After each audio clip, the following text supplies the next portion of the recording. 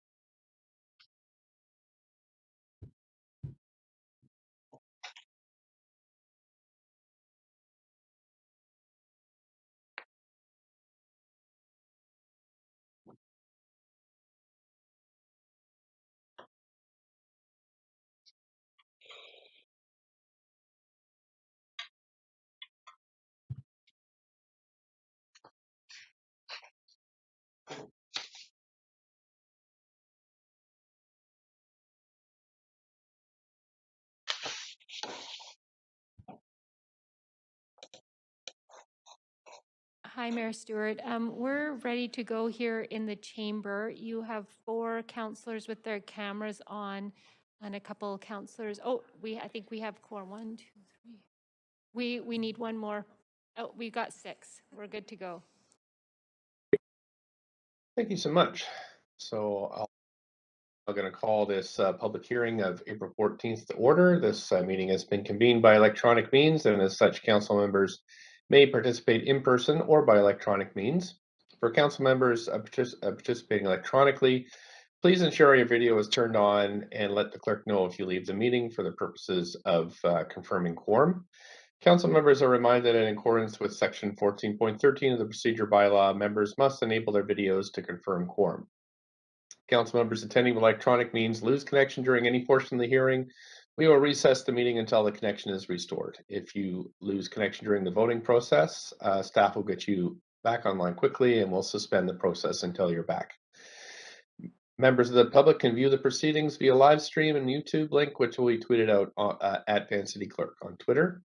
Of course, as always, we acknowledge we're on the unceded traditional homelands of the Musqueam, Squamish, and Tsleil-Waututh people, and thank them for having care for these lands as we move forward in partnership building this great city.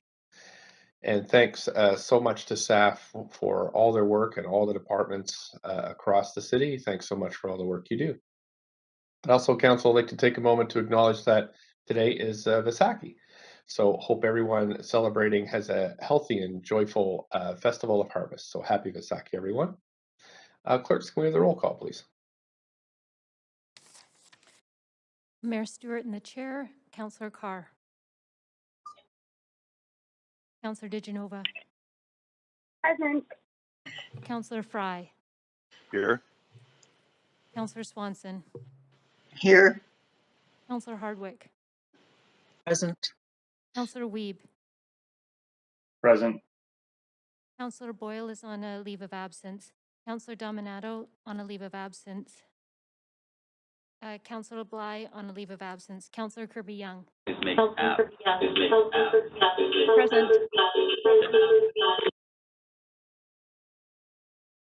Clerk, were you able to hear me? Say present. Yes, thank you, Councillor Kirby-Young. You have quorum, Mayor Stewart.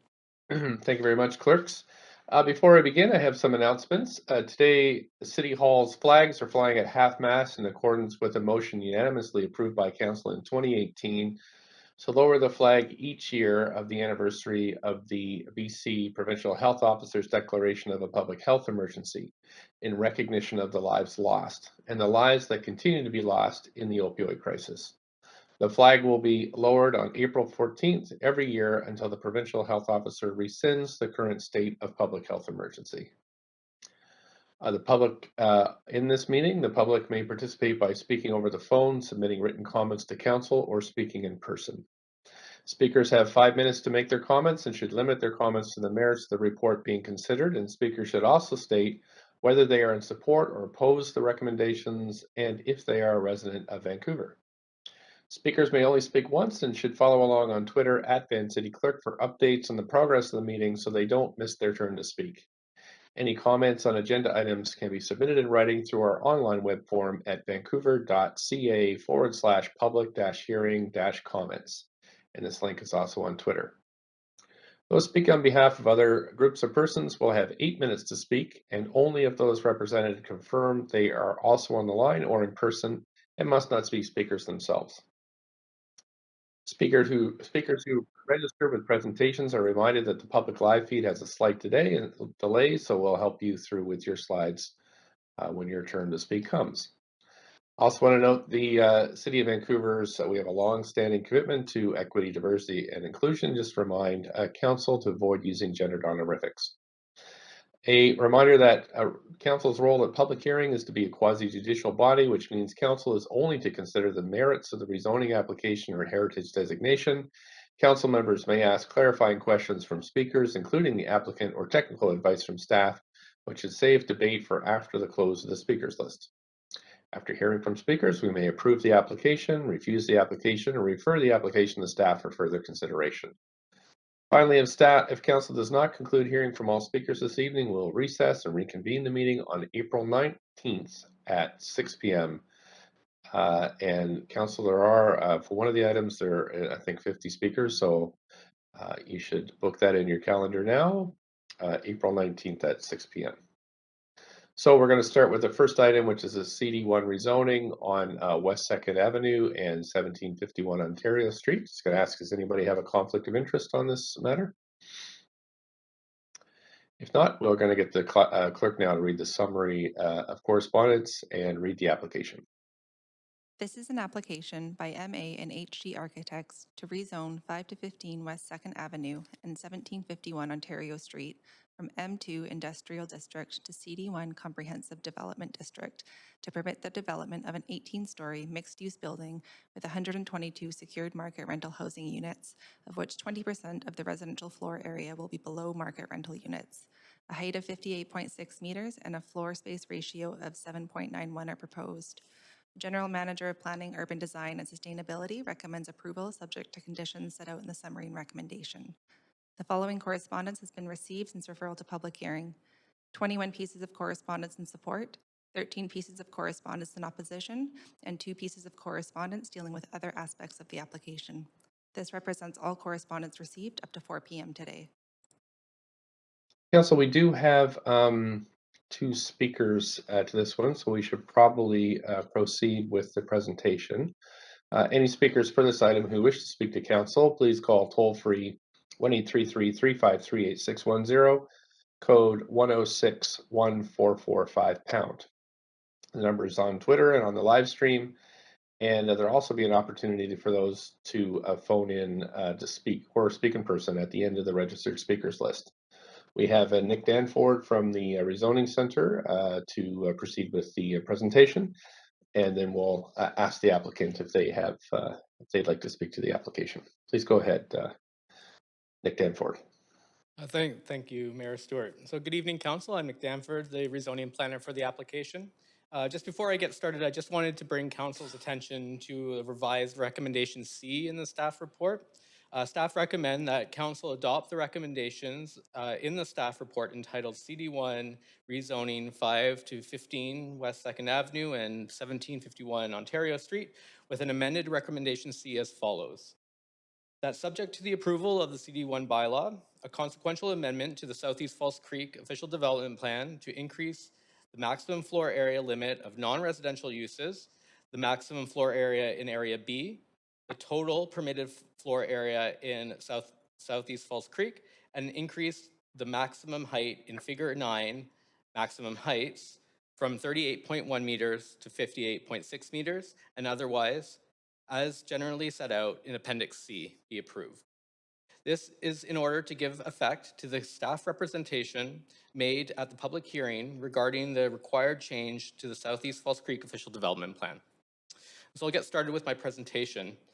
The subject site is currently zoned M2, which is an industrial zone located on the northwest corner of the intersection of 2nd Avenue and Ontario Street on the south edge of Olympic Village. The site is developed with a 2-story industrial building that contains an auto repair shop and a music rehearsal space.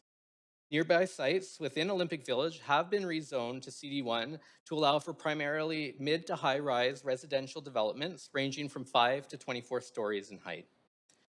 The Mount Pleasant industrial area is located to the south across 2nd Avenue with property zoned I1. Generally allows for building heights up to 109 feet or 33.2 meters and an FSR of 3. There is a wealth of amenities in the area, including easy access to the seawall, as well as East, Creekside, and Hinge Parks. There are 2 childcare facilities located nearby within Olympic Village. Creekside Community Center is 2 blocks to the north along the seawall.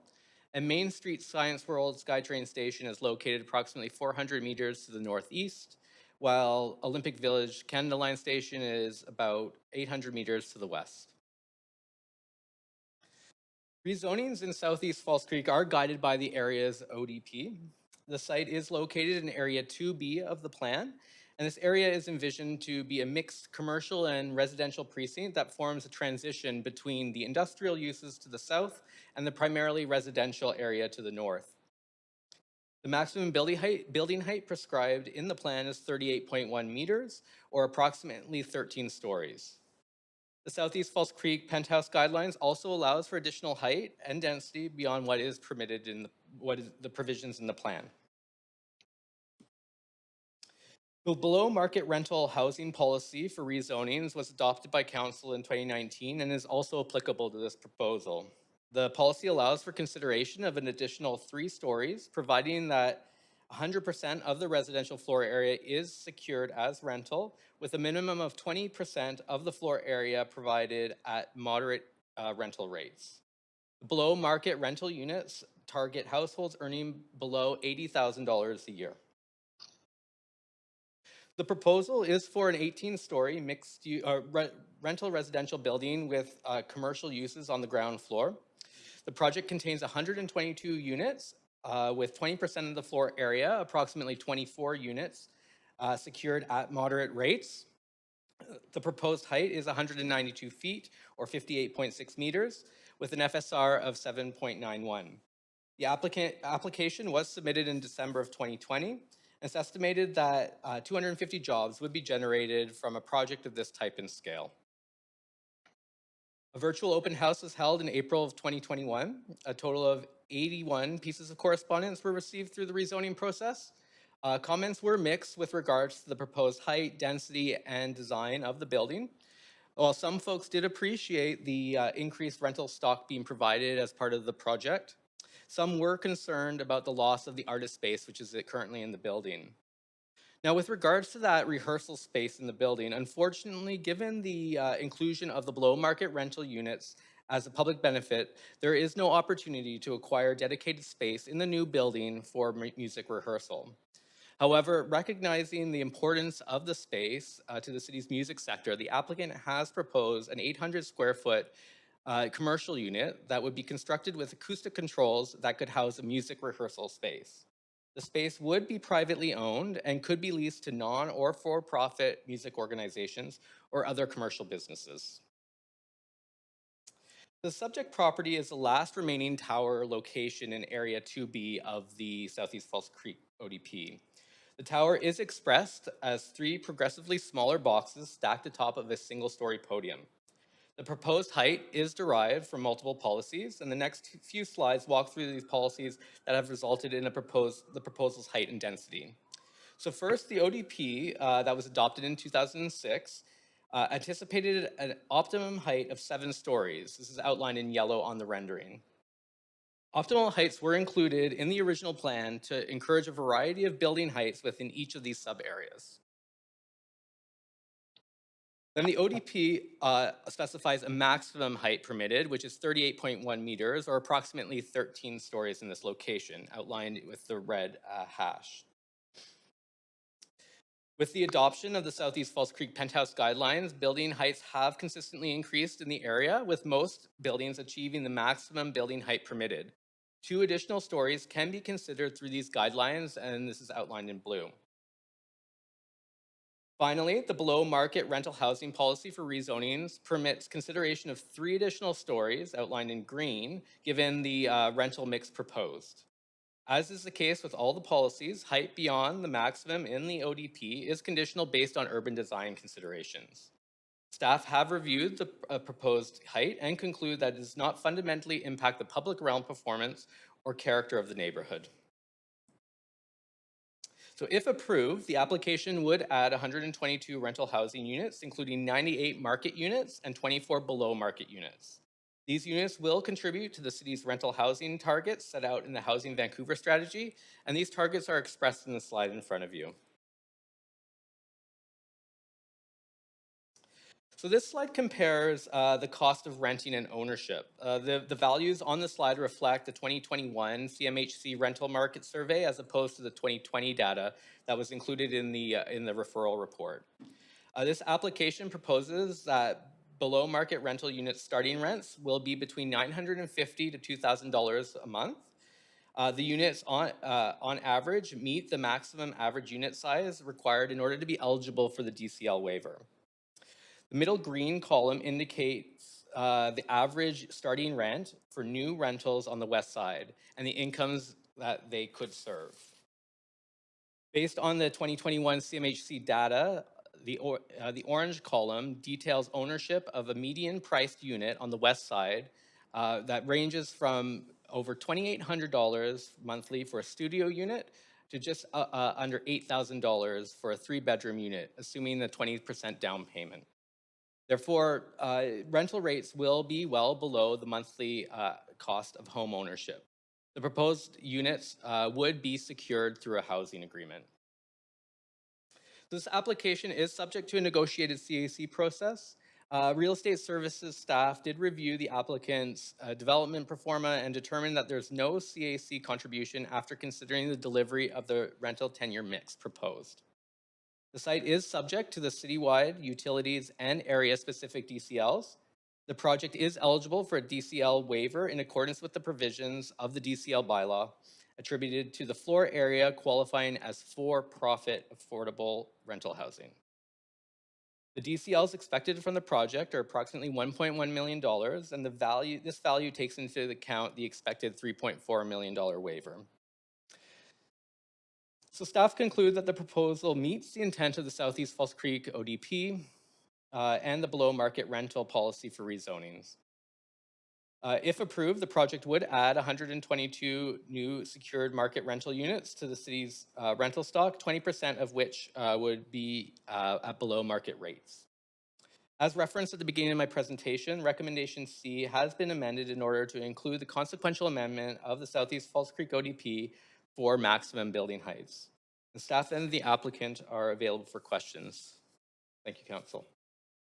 Thank you so much. Just going to check now if the applicant has would like to say anything to Council about this. Thank you, Mayor and Council.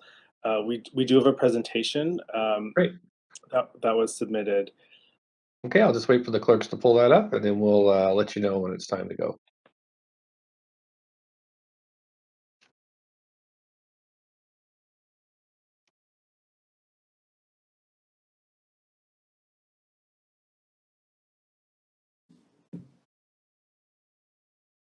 The presentation is up on the screen. Great. Please go ahead. Okay. Wonderful. Thank you again, Mayor and Council. My name is James Todd, and myself with Robert Cadez represent the owners for this application at 5 to 15 West 2nd Avenue. We would also like to thank staff for their efforts to bring this exciting project forward. Next slide, please. Thank you. This slide demonstrates the history of the owners, the Sandu family that immigrated to Canada in 1964 and in 1967 purchased 5 West 2nd. The family is a familiar immigrant story with modest beginnings and long hours working to building their lives in Vancouver. Today, they are looking to the future and wish to continue being stewards of the site, as well as being an integral part of the community for generations to come. Next slide, please. Thank you. This slide demonstrates why we believe in this project so strongly. In terms of rental renewal, in our research, Olympic Village is among the least affordable neighborhoods in Vancouver, with a vacancy rate between 0.5% and 1%. And this has the distinction of the highest average rental rates in the city.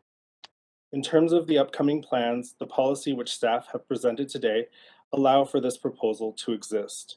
Without city support for additional height and commensurate density, we would not be able to offer a secured rental building with truly affordable units for rent. And finally, rental housing next to job growth. Olympic Village is at the heart, as we know, of one of the largest tech hubs in the country, with downtown, the False Creek Flats, the Mount Pleasant employment lands, and the Broadway corridor. We'll need more housing, more rental housing, and more affordable housing to make Vancouver an equitable place to live. We hope that the project finds support for its proposed secured rental and affordable housing options. Thank you for your time as I introduced our architects, MA plus HG architects.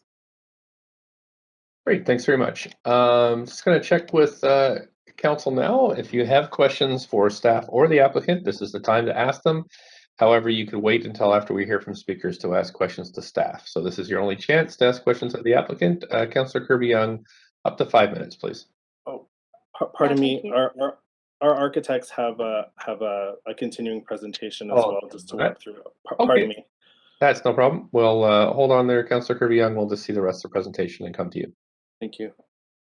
Thank you, everybody, and thank you, James, for the introduction. You can move to the next slide, please. My name is Harley Gresco. I am a principal architect with MA plus HG Architects, and we're very pleased to provide a very brief presentation for you today. When the owners first approached us back in 2019, they wanted to discuss their vision for one of the last remaining development sites in Olympic Village. Their goals were twofold, really, to provide truly affordable housing to a community and city that needs it, and two, to provide an innovative and legacy project for the family by creating a bespoke architecture that is unique. This was a really refreshing and exciting proposition, and ultimately formed the basis for why our practice was excited to take on this project.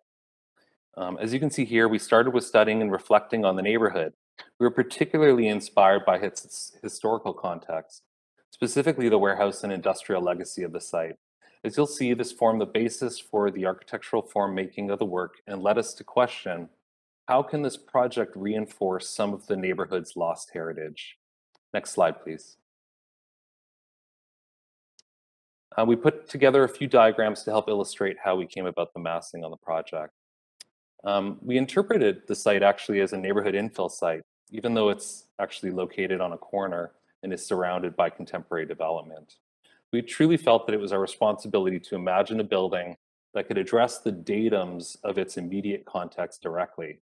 The diagrams as you see here help illustrate the massing. On the top left, that's our kind of step one, where we start with the expected or typical tower massing of this neighborhood. In this case, as you see here, it's a simple 16+2 configuration. On the right, that's step two. That's when we broke the building in vertically into 4 sections that are meant to directly address the heights of the adjacent buildings on all sides. And on the bottom left, that's step 3. We then reduced each mass by tapering the sections as the building moves up. And then on the bottom right, step 4, each block is then shifted really to ameliorate its impact on the block. to reduce the shadowing while also paying specific attention to the neighboring courtyard to the north and East Park, which is further northeast. Next slide, please.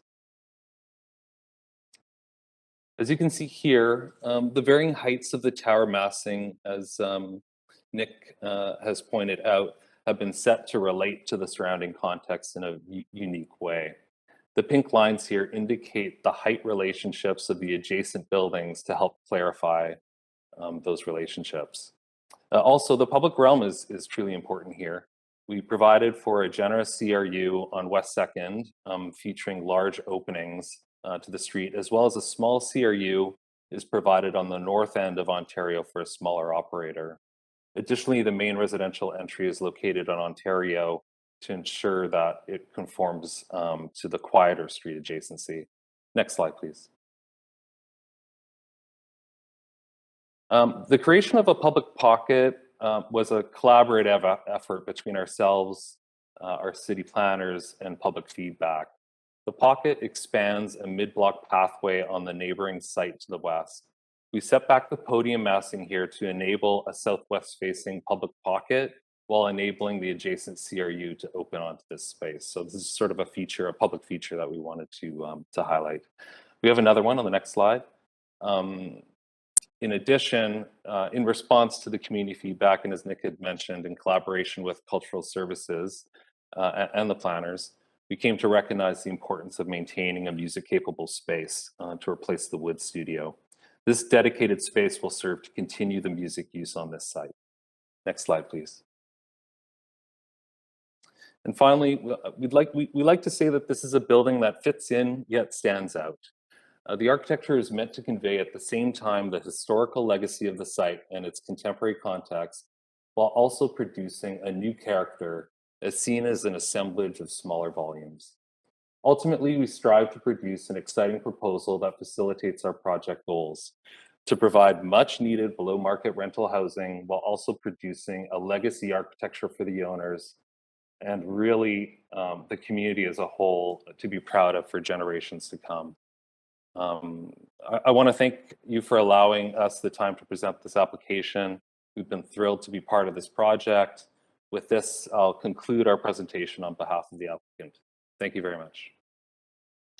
Thank you so much for that presentation. And now I'm just going to go, I get my mouse to work here. Yeah, just go to the Councillor Kirby up to 5 minutes. Council applicant or staff.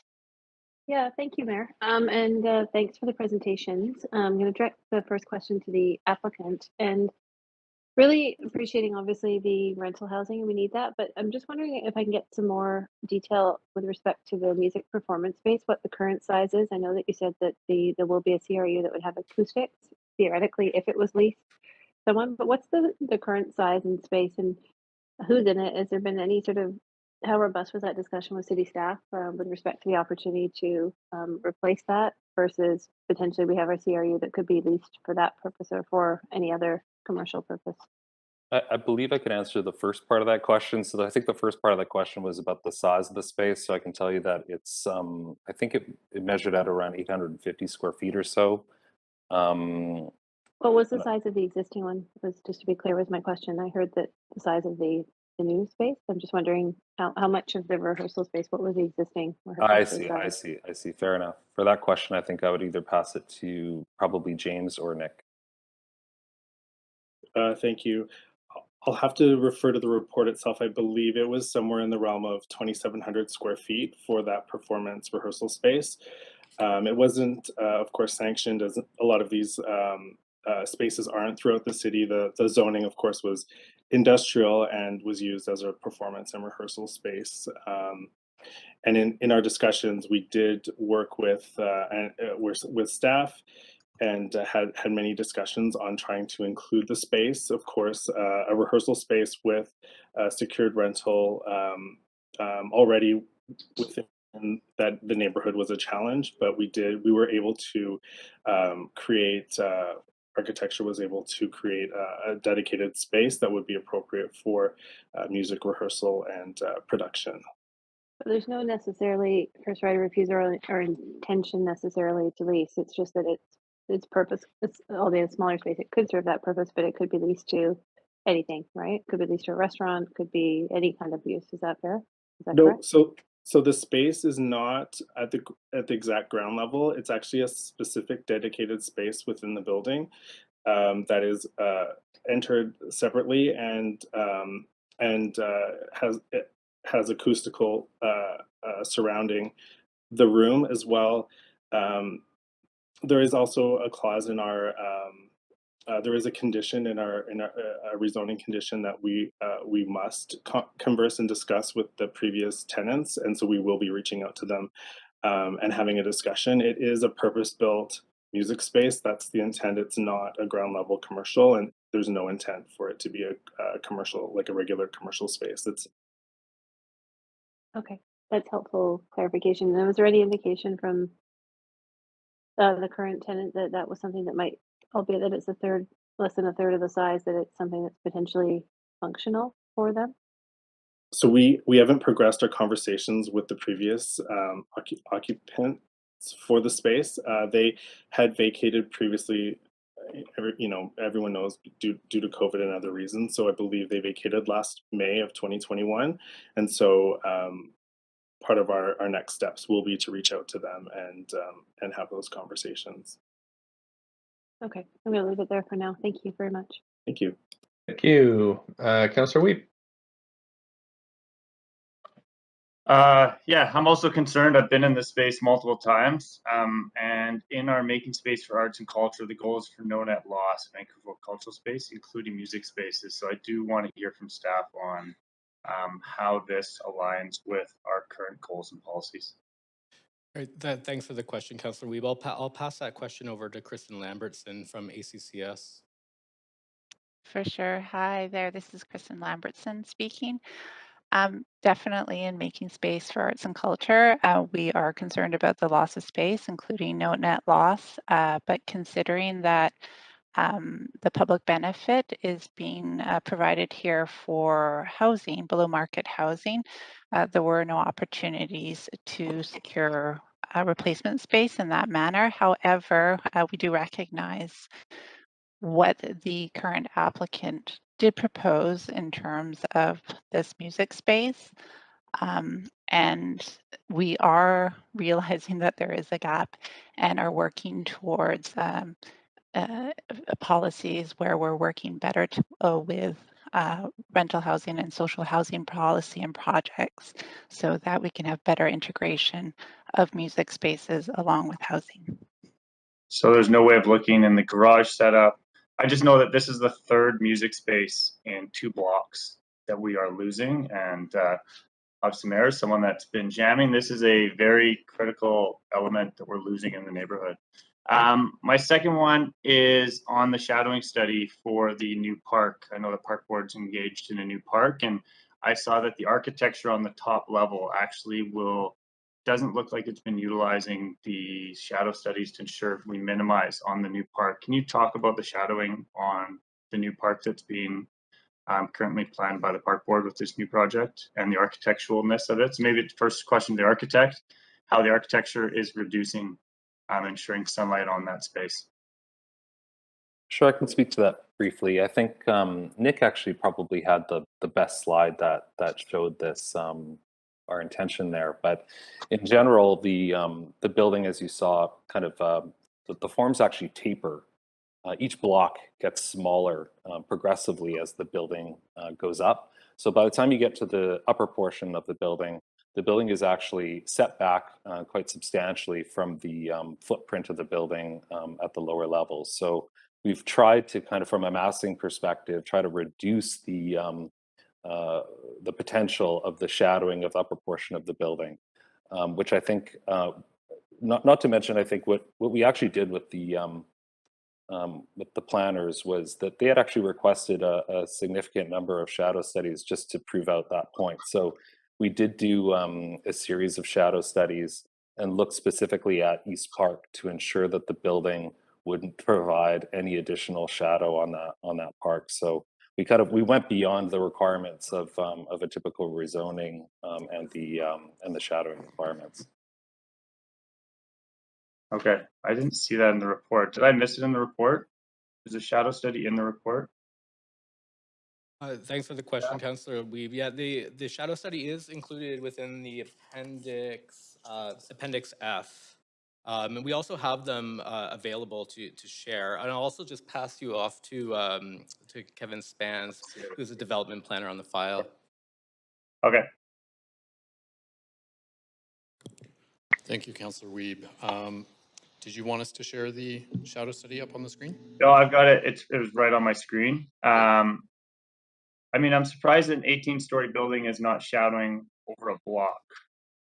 But yeah, it is. I mean, it's a critical consideration when we look at the form of development for a building, especially when they're proposing to go above a maximum height in an ODP. So I'll direct your attention to 2 p.m. on the equinox. That's sort of the worst condition caused by the massing of the building, and this is verified by staff.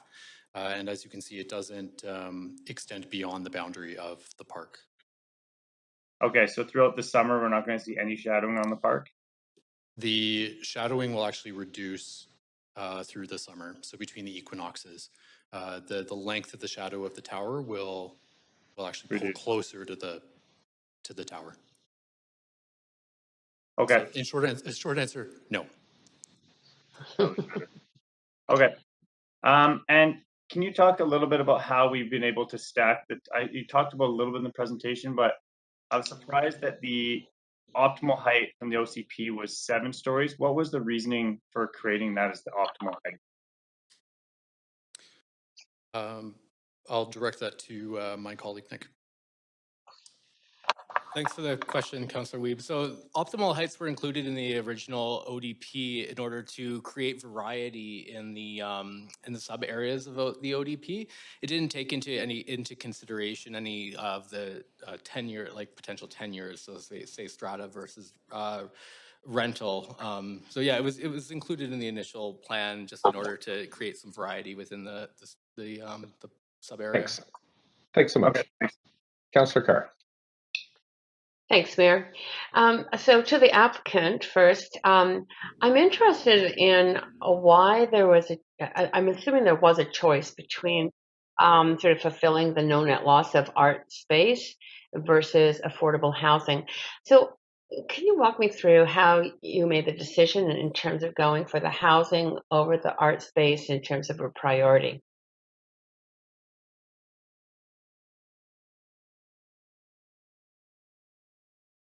In terms of the policies available to us, and maybe there's a better explanation from staff on the policies themselves. Before us, using the policies that allowed for the additional height was for housing, was not for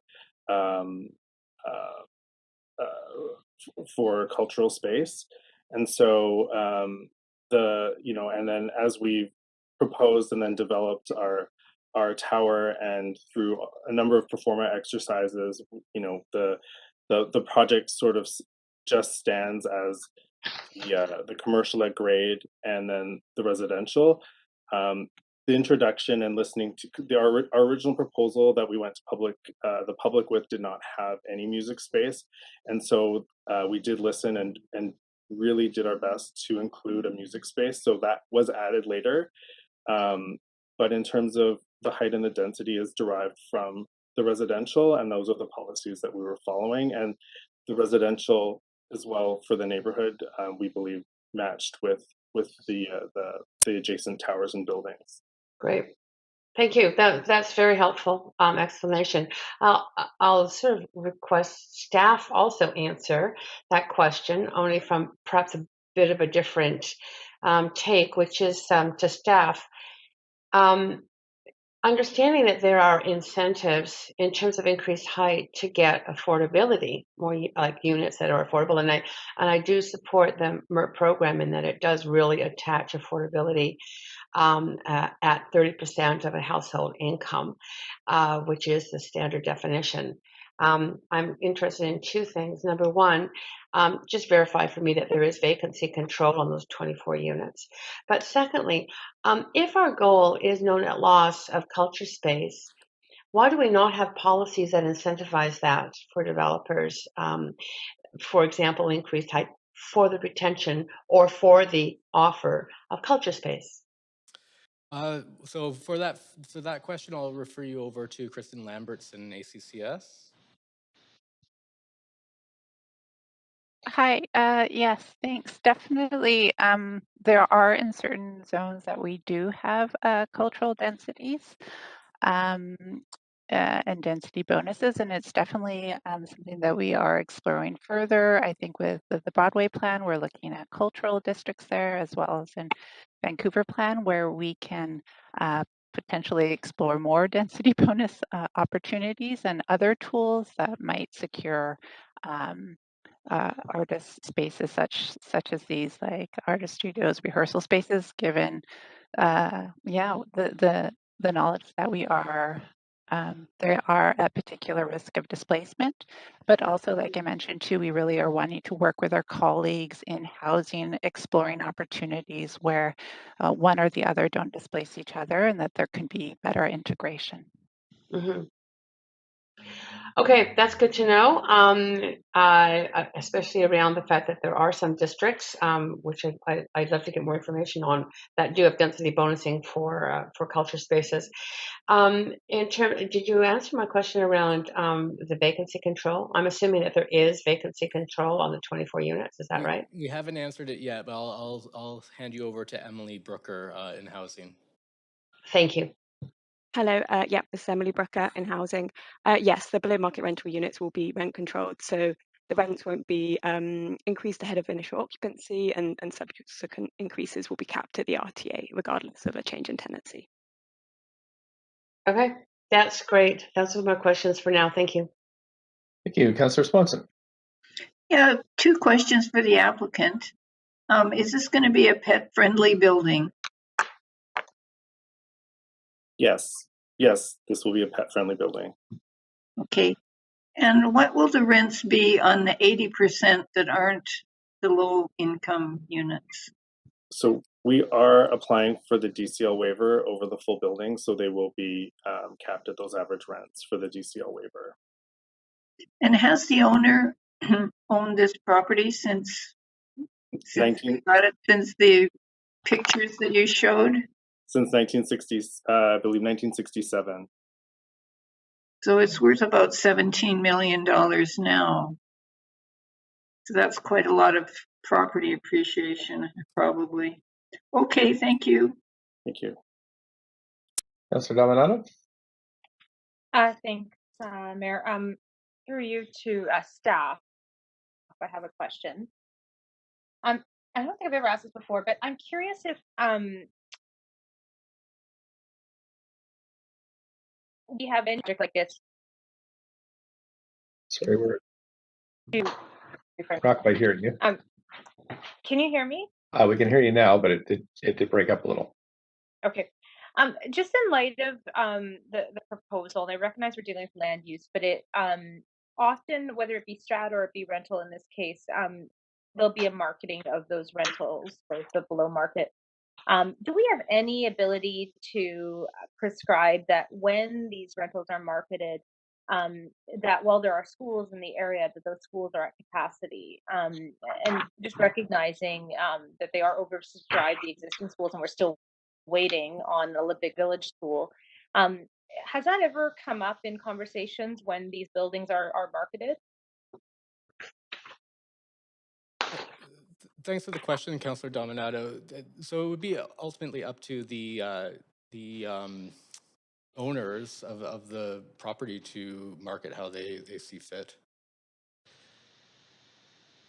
So there's no existing framework for being able to require that there be sort of it ultimately becomes buyer beware or renter beware, is that if you're looking to rent one of these units, that just being aware that the schools are oversubscribed and we're still waiting for a long awaited school in the area. So that's completely out of the purview of the city. That's right. I just want clarification on that. Okay. That's right. Thanks. I'll have further questions after for staff, but thanks for that. Okay, great. Thank you. Councillor Carr, you have 30 seconds. Thank you. Steph, I'm looking at the waivers. DCL waivers are on page 16. Well, what was the CAC waiver? for the 24 units of housing. 15 seconds. I'll pass that to Mario Lee in real estate. Hi, this is Mario, Real Estate Services. Thank you for that question. We again did not value this looking at what the CAC would be or CAC waiver. We do take this as it is proposed, which included the 20% below market. So our valuation incorporated that below market rental. Thank you. I might ask more questions after. Thanks, Mayor. Councillor Fry.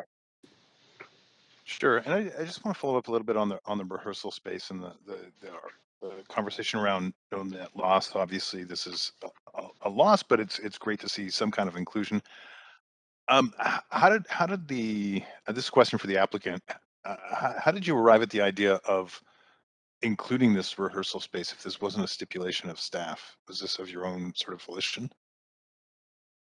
We, like any project, and this family particularly being stewards in this neighborhood for a very long time, the rehearsal space, as mentioned, was not sanctioned under the zoning, right? And so they had worked with those folks and accepted them as tenants for for the time that they were in the building. And then through the redevelopment process, we assessed the site based on the applicable policies to make a rental building with truly affordable rentals viable. And this space is not a viable sort of use anywhere in the building. And so, but also hearing that this is a space and a use that the community wanted, staff did have involvement and encouraged us to see if there was a way forward. And it was actually our architects that came through and said, we believe we can come to a solution here to create this space. And of course, the owners and ourselves jumped on it and said, yes, absolutely. If we're able to include this space in the project, let's do it. We recognize it's not a complete replacement, but it does. It was included, and it is something that we were very excited that we were able to provide here. Yeah, for sure. And were there barriers? I'm curious because I would love to see this replicated more often, for sure. So, what kind of barriers did you encounter? Yeah, I mean, this isn't typical. No, for sure. A barrier. Well, in terms of we're not anticipating that this is going to be a revenue positive generating space, right? So there'll be some sort of subsidy, private subsidy, not a public one, to see this as a music space. But the owners really did want it, and I will give the credit to MA plus HGR designers that did sort of create a space within the building, and also to staff that responded, because we did add the 817 square feet to the overall density to allow this to go forward. Of course, in application, but without their support, that wouldn't be possible as well. So it was really design ingenuity and really the want from staff, the community, and ourselves to see this, this space sort of paid homage in the building as well. Well, I'll certainly have some follow-up questions for staff on this. Now, I note that there's a grand piano in the rendering. This isn't to imply that this is going to be a more sort of genteel kind of music rehearsal space. Are we still going to have rock and roll? Yeah, I mean it's going to be fully acoustic. This is an early sort of concept for what this space. It's really intended as a rehearsal and recording studio, but yeah, there'll be full drums and the rest of it in there. Oh yeah, I could add to that, James. In fact, I think it's like the piano serves as a great way for us to show scale. Yeah, so it's one of those like classic architectural moves.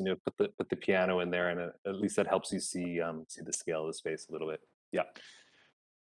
Yeah, well, I appreciate that, and call me sentimental. I also appreciated the family story and eat roti for a lifetime. Resonated with me, so thank you. Thank you. Thanks. That seems to be it for questions, and from council, at least in this round. So I'm now going to go to the speakers lists. Any speakers who want to speak to this item, 1-833-353-8610, code 1061445 #. The number's on Twitter and on the live stream, and any speakers in council chamber can come forward to the podium when their name's called or at the after I finish calling the list. On the list so far, we have 2 speakers. I'm just pulling it up now, council. The first speaker is Tony Lambert. Hi, Mayor. This is the operator, and Tony Lambert is not on the line. Thanks very much. Speaker number 2 is Michael Poon. Michael Poon is also not on the line. Okay, thanks so much for that, operator. So I'm going to make my first call for additional speakers, 1-833-353-8610, code 1061445 #, and I'm going to ask the clerks on this first call, is there anybody on the line or in the chambers for this item? Hi, Mayor Stewart. We have a speaker in the chamber. Great. Speaker, if you can come to the podium and tell us your name and whether or not you're a resident of Vancouver, you have up to 5 minutes to address this item. Perfect. Thank you. So my name is Michael, and I am a resident. In fact, I live directly across from the proposed development area. So I'm here to respectfully oppose the plan in its current form. And I have 3 primary reasons for that. The first is the height. The second is the security. And the third is fairness. And I'll go through each of these points in turn. If you look at the neighborhood of Olympic Village, even though I understand there's arguments about the height that's permitted, none of the buildings are actually 18 stories high. And just cosmetically, and also my concern about shadowing, personally, this 18-story building will completely blot out the sun from my unit, and it'll impact privacy. It'll impact my access to sunlight in my unit. My second concern relates to security. As you know, with below market rental housing, even though I completely am on board with the need for our community to support that, it does bring an element of more transient individuals to the neighborhood, and we have like needles on a daily basis. We have break-ins. I've lived there for 6 years, and there's every week now an increasing amount of activity in these areas. We recently had our building broken into as well. And the concern would be that this... Point of order. Sorry, Speaker. Swanson here. Yeah, Councillor Swanson. Could you caution the speaker not to generalize that low-income people are a security risk? Thank you, Councillor Swanson. I think this is a general comment, and again, the speaker's heard this. Point of procedure. I'm finishing this point, Councillor Dejanova, and so I'm not going to caution the speaker in this point because the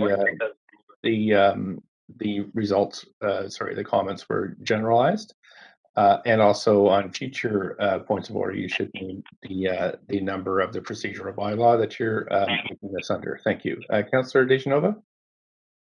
Thanks. That was my point of procedure. Usually, Mayor Stewart, you don't entertain it until... Speaker, so do we continue with this. Do we have to? Councillor Speaker, please go ahead. Speaker, continue. Sorry, I don't think I caught what was being discussed. That's okay. Okay. Okay. Yeah, please continue. Sure. So I guess my concern is the increasing level of transient activity, theft, vandalism in the neighborhood. My concern would be that this would be increased with this new building in the neighborhood and the capacity limits that, as previously discussed on public resources like schooling. My final point is fairness. Again, I completely am on board with providing, making Vancouver a place that's affordable for everyone.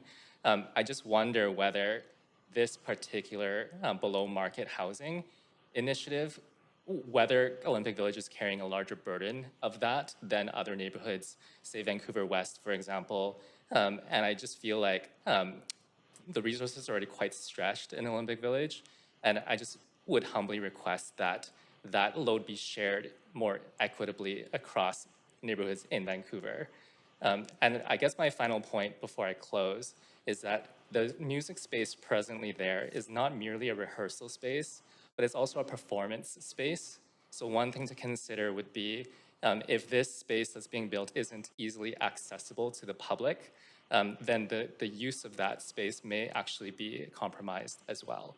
So I think based on those arguments, my humble request is that you consider two things. The first is to at least reduce the height of that building to something that's more comparable to the heights of the buildings in the surrounding neighborhood. I think that's around like 12 stories. And then secondly, to reconsider the purpose of that space. Thank you very much for your time. Thank you for your time. I don't see anyone on the question queue for you, so I'll thank you so much for coming in this evening and expressing your thoughts on this item. Clerks, I'm going to go now to the second call. Is there anyone else on the line or in the chambers?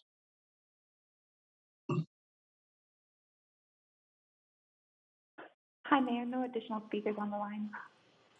Great, thanks so much. So I'm just going to read the number out again, 1-833-353-8610. Code 1061445 # is how you access the call-in. And what I'm going to do now, Council, is make my third call, but I will give us 5 minutes for speakers to call in. So it's 8:56. We'll come back at 7:01 to see if there's any further speakers. Thank you.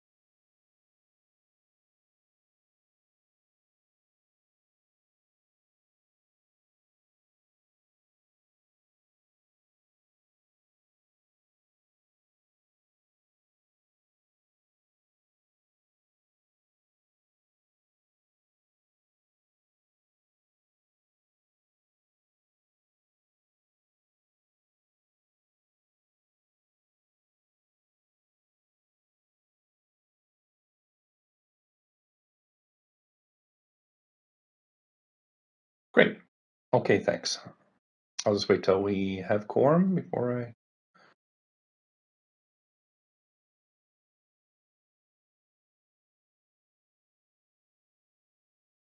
Not quite there, are we?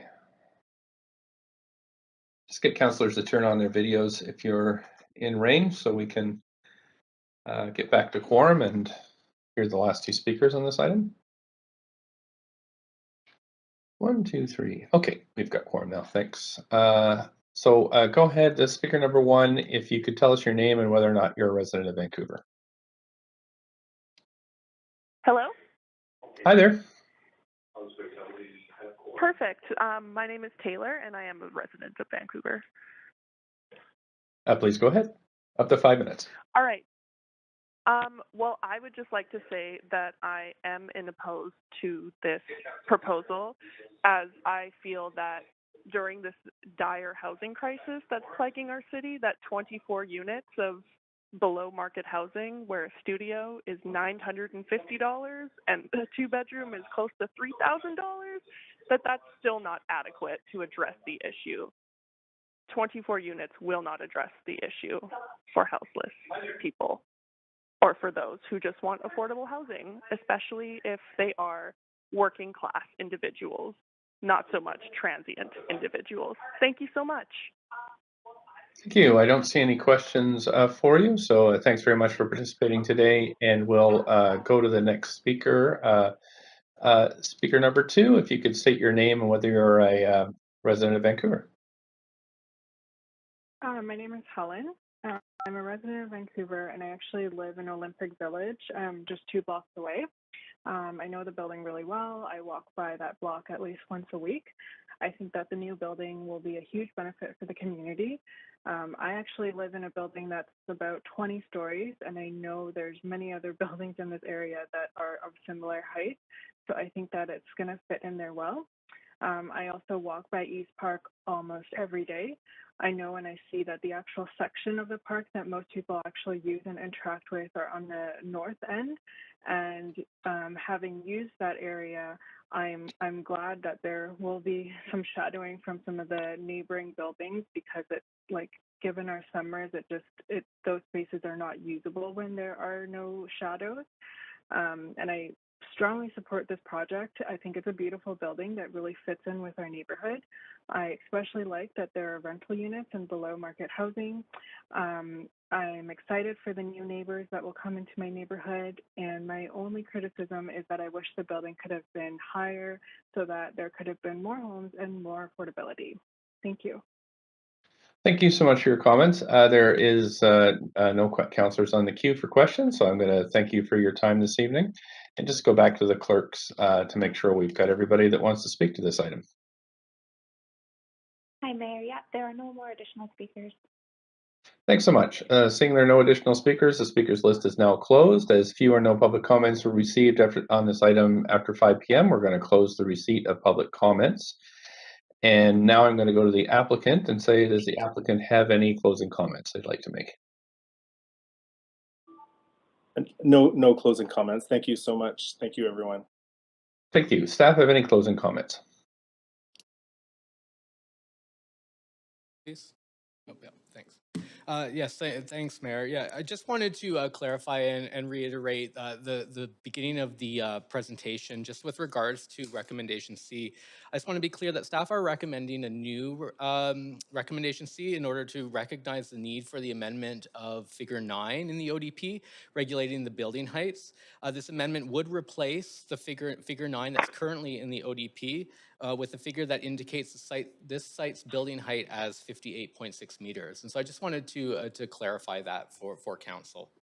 Or so you're suggesting that when the report's moved, that should be moved with the report? That's right, yeah. So the new, I believe the new recommendation was provided to clerks in advance. And so the new recommendation should be moved at that time. Thanks very much. I have questions for staff. Councillor Kirby-Young, up to 5 minutes. Yeah, thank you. I just want to follow up on the artist space, and I just want to be clear in the question that while we have a making space for arts and culture policy that has an aspiration for no net loss. What I'm hearing that is within this specific district, there's no policy lever to require that, but we have an applicant that has made an effort to do so, but we don't have sort of a one-to-one replacement in terms of actually either the amenity or the square footage, correct? Like bottom line, when you kind of zero in on it? Yes, that's correct, Councillor Kirby-Young. Okay, and so there's no real recourse for council tonight. That would have to be a broader policy discussion outside of the public hearing. Is that also a fair?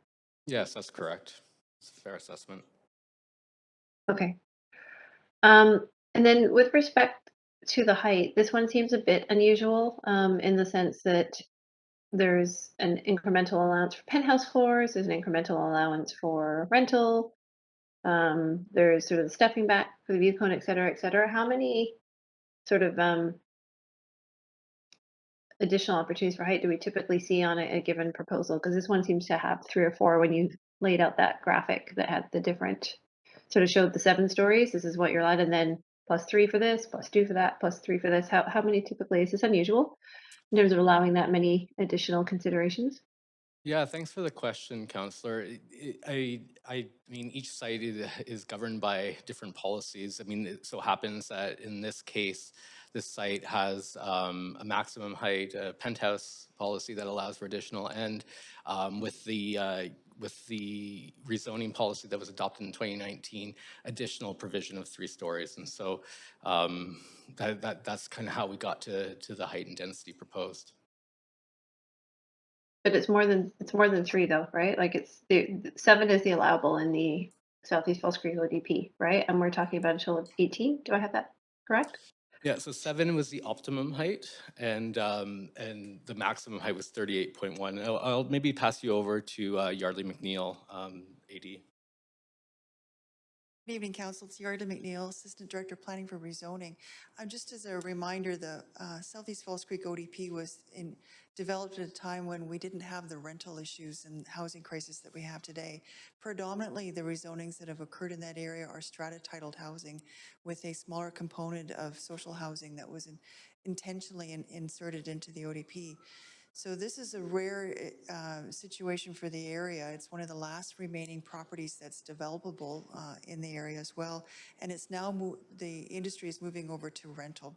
So because of the economics of rental, those added incentives were put in place in order to deliver not just market rental, but below market. And there you see the difference in height between something that is intended through those early messages in the ODP of strata versus having to land and secure market rental with below market for 60 years or the life of the building. I hope that answers So are the we question. saying it absolutely does, thank you. But are we saying then that if effectively the ODP is not relevant anymore in an environment where rental housing is the goal? It's And definitely still relevant. It's just, it gives the owners have a choice to proceed through the ODP, which allows for strata, or if they're seeking to deliver rental, there's incentives built in that to level out the costs of both, essentially. And as I said earlier, there's very few sites left in Southeast Falls Creek that have yet to develop. This is one of them. I think there's just maybe 2 or 3 left. So those owners will similarly have that choice of going either through strata or through rental. And if it is rental, they will likely want to take advantage of these incentives in order to deliver below market or market rental that's Okay. secured for 60 years. I understand. And with my last little bit of time, then how do we respond to the speaker we heard that's concerned about loss of light in their unit? How would staff? Yeah, I'll give you to Kevin Spans. There's certainly livability conditions around all residential towers, and this project does comply with that, but I'll let Kevin answer in a more full way. Thank you, Councillor. So it's an important consideration, and one of the things that often we use to secure access to daylight and ventilation for adjacent units is tower separation requirements. We've noted that the proposal is a little bit under our tower separation requirements and have conditioned an increase in that tower separation with adjacent units, and are satisfied that with those changes made, the adjacent units will not be unduly impacted. Okay, I'm out of time. Hopefully someone else will pick that up. Thank you. Councillor Wade.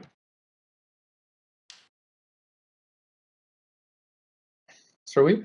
Yeah, I'll follow up on that question. In the panel's commentary from design panel, they did talk about the tightness of the building to the north. Can you talk about what was done to ensure that there was proper tower separation on the north building?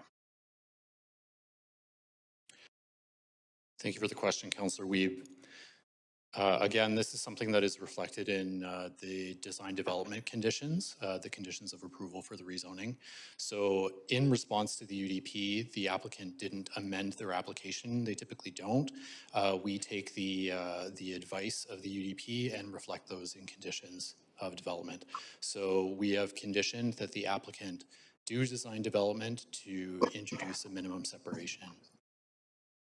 Okay, so they'll meet that in the next component of it. There's also components in the panel's discussion about the livability of the lane. Can you talk about how that can be enhanced as well, recognizing that there's a lot of garage and parking? Can you talk about the increase in the livability of the lane? Thank you, Councillor Reeb. I'm going to have to think back on when I was at the UDP to think about what they were referring to specifically. But one of the things that we've noted as being worthy of revisiting in the design is a response at the lane that acknowledges that there are residential units that are oriented toward the lane and an outdoor amenity area that's oriented toward the lane for the adjacent building. There's also that through walk that was addressed by the applicant's presentation that links the lane with Second, and we've anticipated or we've conditioned further design development of this building to respond to that, to ensure that every kind of public facing part of this building at grade is responding to the needs of the pedestrian and the community first. So yes, that's something that we'll continue to be focusing on in the DP stage. Okay, and obviously the bike connections are important on this, so that will be part of this public realm planning, because it did say a lot of the panel's comments about improving the public realm. I'm sorry, could you repeat your question, please? In the panel's discussion, it talked a lot about public realm, so I appreciate that that will be coming forward. The bike lane, I know that this is a very busy component of it. I'm assuming that there will be proper treatment to ensure that there's good bike lane access going past this project. I'll hand that over to my colleague Nick from Rezoning. Yeah, thanks for the question, Councillor Weeb. There are a number of conditions with regards to that bike lane in the service agreement in Appendix B, Part 2, that speak to the design of that bike lane. And so the design hasn't yet been confirmed, but we've set it out so that they would be required to meet the separated bike lanes at that corner. Oh, okay, thank you very much. Councillor Carr. Great, thank you. Thank you, Mayor. I really am interested also in pursuing the arts and culture space. Steph, at the very beginning of the questioning, you talked about it being about 2,000 square feet, but in reading the report, it says that there's 2,000 square feet, but there's also 2,700 square feet in the basement. Is that, am I right in saying, in assessing that that is actually a lot more, like 4,700 square feet that's available for arts and culture? Right. So thanks for the question, Councillor Carr. So there's two spaces. There's a studio space that was a music rehearsal space. So that was a business. And then there was an unsanctioned music space in the basement that was larger. And so those two spaces combined do reach the square footage that you have quoted. So there were two separate spaces. Yes, I understand that. Okay, just wanted to be clear that, you know, we are talking about a fairly significant amount of arts and culture space. This district actually has a fair amount of arts and culture space. So you talked in in answer to a question earlier about the fact that there are different public benefit strategies in different parts of the city. Is this area not an area that actually does have a fair amount of arts and culture space currently and historically? And what would be the impetus for staff to look at the potential for this area of having some density bonusing for arts and culture? I'll hand that over to Kristen Lambertson in ACCS. Hi, yes, this is Kristen speaking. Definitely, I thank you, Council Carr. You've pointed to the fact that industrial areas like this zone is very key to arts and culture production, and there is a worry about losing these spaces. So definitely looking at these types of areas within Van Plan in order to figure out, and also Broadway Plan, which is adjacent to, in terms of securing some tools, like you mentioned, density bonuses, et cetera, that can be used to help incentivize and protect against displacement. I look forward to seeing that in the upcoming Broadway plan and the Vancouver plan. Thank you. That's for my questions. Thank you. Councillor Dominato. Thank you. Yeah, just a couple of follow-up questions just around the sort of designated sort of music space. What I heard is that it could be used for market or non-market use. But I'm curious if staff had any conversations with the applicant around having, similar to what we have in the case of the non-market rental, you have a housing agreement, you have a covenant. Could you have had a covenant related to that music space? So it would be served for more of a below market use. I'll hand that question over to Kristen again. Thanks, Kristen. Yes, I mean, we were having these discussions, but with the applicant, there's no requirement that we could really move forward on this, given that they are meeting what the requirements are in terms of public benefit with the housing. So there is more work to be done, but the applicant did provide the space, and it will be acoustically developed, but that's where we landed at this point. Okay, thank you. And then can you just speak briefly to the building itself in terms of sustainability and the standards it's meeting? Thanks for the question, Councillor Dominato. So this project is meeting the green buildings policy, the low emissions green building requirements, and so it's proposed to abide by that policy. I don't have the details on how necessarily it's meeting that, unfortunately, and I don't have sustainability staff with me to go through it. Thank you. And I guess just picking up on a thread is it seems that with this proposal and application that there's a number of exceptions being applied, and I'm just curious if you could expand on that in the context of the ODP. I'm not following what you mean in terms of exceptions. I think in terms of the additional height, and you spoke earlier in terms of the distancing between buildings, and so I just wonder if you could comment on that a bit more. Yeah, so the height and the density that's being proposed is not really necessarily an exception. I mean, I would categorize it as compounding policies that have resulted in the proposed density and height. And I'll let Kevin Span speak to the distancing. Thanks, Nick. Thanks, Councillor Dominato. I just want to clarify, we are entertaining no exceptions to our building separation policies in Southeast False Creek with this application. Okay, thank you for clarifying that. Councillor Dejanova. Can you hear me okay, Mayor Okay. Stewart? Yep. Great, thanks.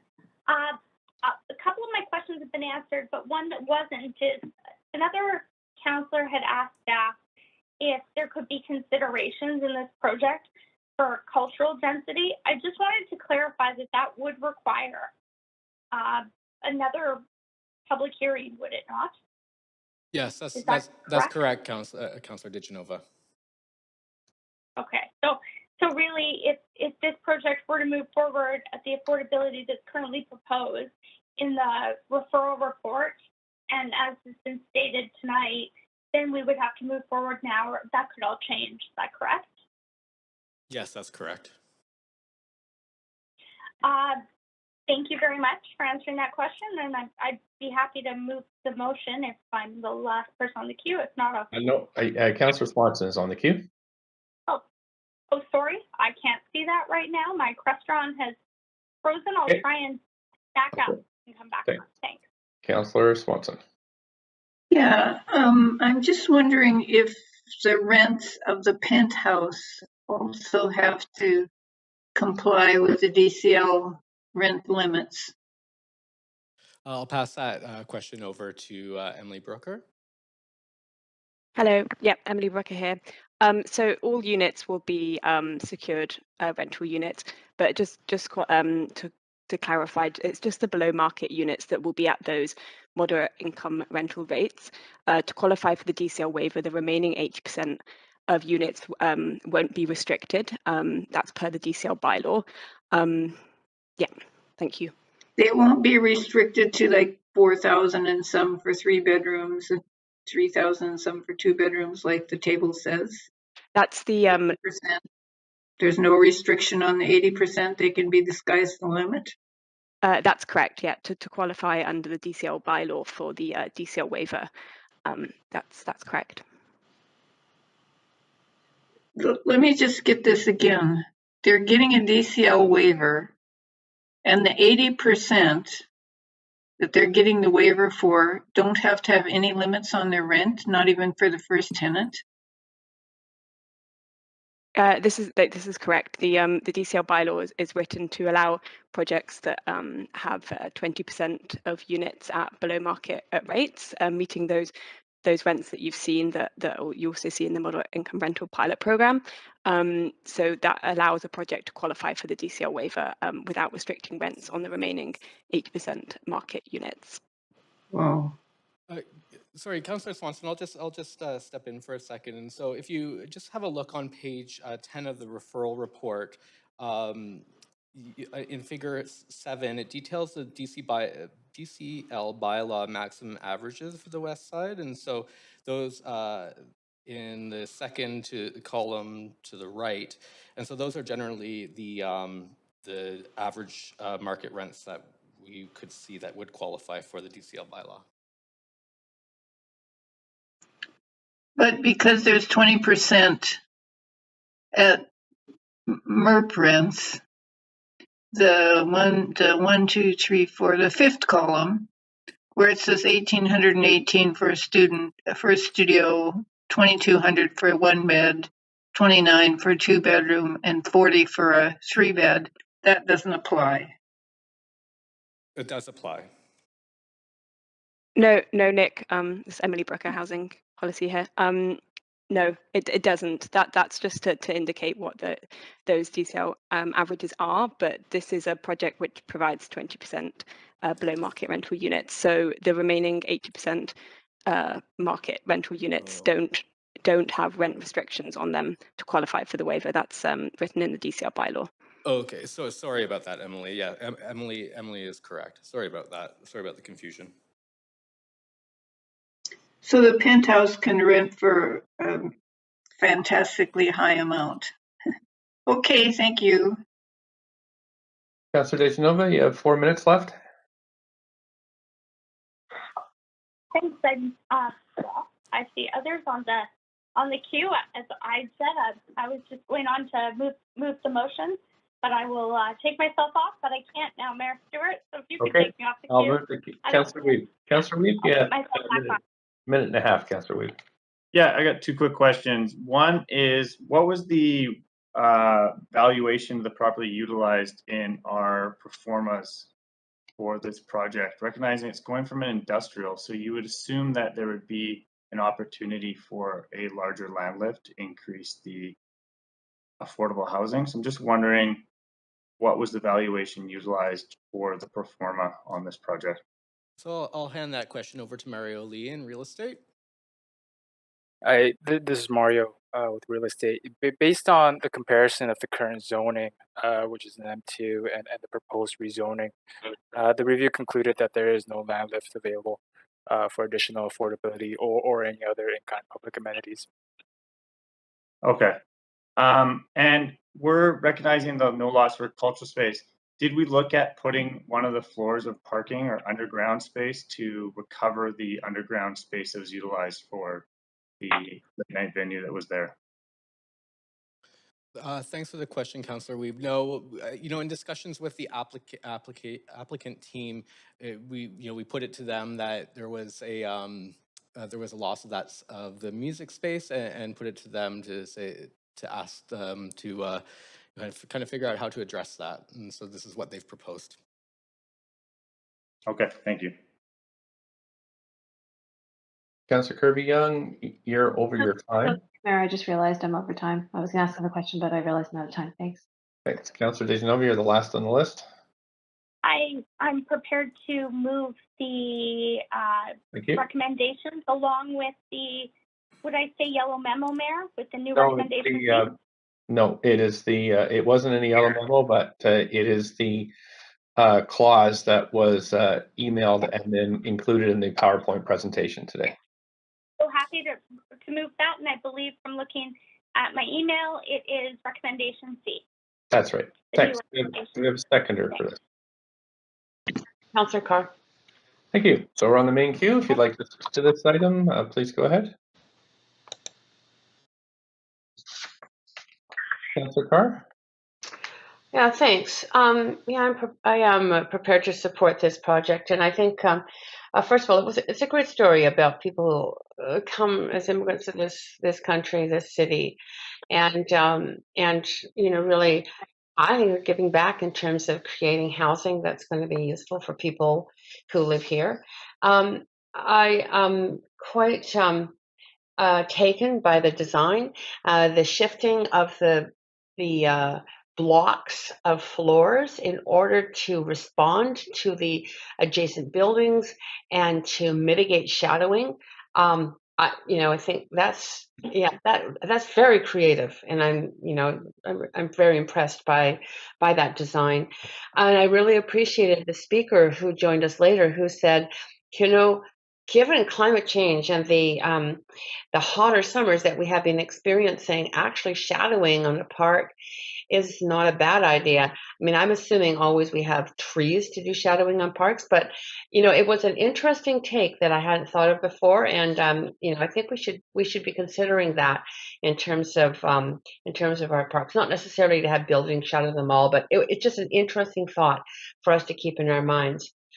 I have supported the MERP program, having been the councillor that actually got the vacancy control at 30% of household income for 20% of the units. It's the only policy we have that actually delivers housing that really is affordable, as I say, at that 30%, and that does have that vacancy control. So it's I think it is a good policy. It's not enough in my mind, but at least it is a start. I'm really pleased that the applicant not only looked at the issue of delivering that housing, but recognized through the process that there was a culture space that would be eliminated, and has incorporated some space. 850 square feet is not the 4,000 square feet that's being lost, but I am pleased that that has been incorporated in. Steph, I am very interested in the issue of no net loss of cultural spaces in our Making Space program, and whether or not we can't include some policy changes in the future that will address that in the arts and culture rich districts of this city, as we are doing in terms of incentivizing the development of affordable housing. The retention of art and culture space, I think, is a really important feature. It is the vibe. I mean, it's sort of the heart and soul of a city, really, arts and culture, along with great food and parks. Steph, another thing that I think is really important, I am not happy with the fact that we used to have reports that gave us clear indication of what CAC amounts were negotiated and the waiver of CAC amounts in order to incorporate affordable housing. That used to be in that final appendix that near the very end of the reports. I am regretting that we don't have that information. I think it's good for us to know as counselors. It's good for the public to know, and I would like to see that in future reports. But given those last several provisos, I think this is a good addition to the city's landscape. Councillor Dejanova, up to 5, please. I moved the motion, so I'll close on it. I'll defer to Councillor Kirby-Young to go first. Okay, Councillor Kirby-Young, up to 5. Yeah, thanks, Mayor. I'll be brief because I know we have a lot of speakers and a full evening ahead of us. I am really appreciative of the rental housing and the need for that in the city. I'm glad to have walked through the questions today, since it's the fact that the design is sort of considerate of the surrounding neighbors, and I'm glad that we're able to clarify that. I think the one thing that stands out for me, and oftentimes is really illustrated in the public hearings, is where we have gaps, I think, sometimes in policy. And I think that as we have vigorously been pursuing a housing priority agenda, I think it points out when you're losing things like arts and culture space, that can come with consequences in terms of overall livability and cultural and civic amenities.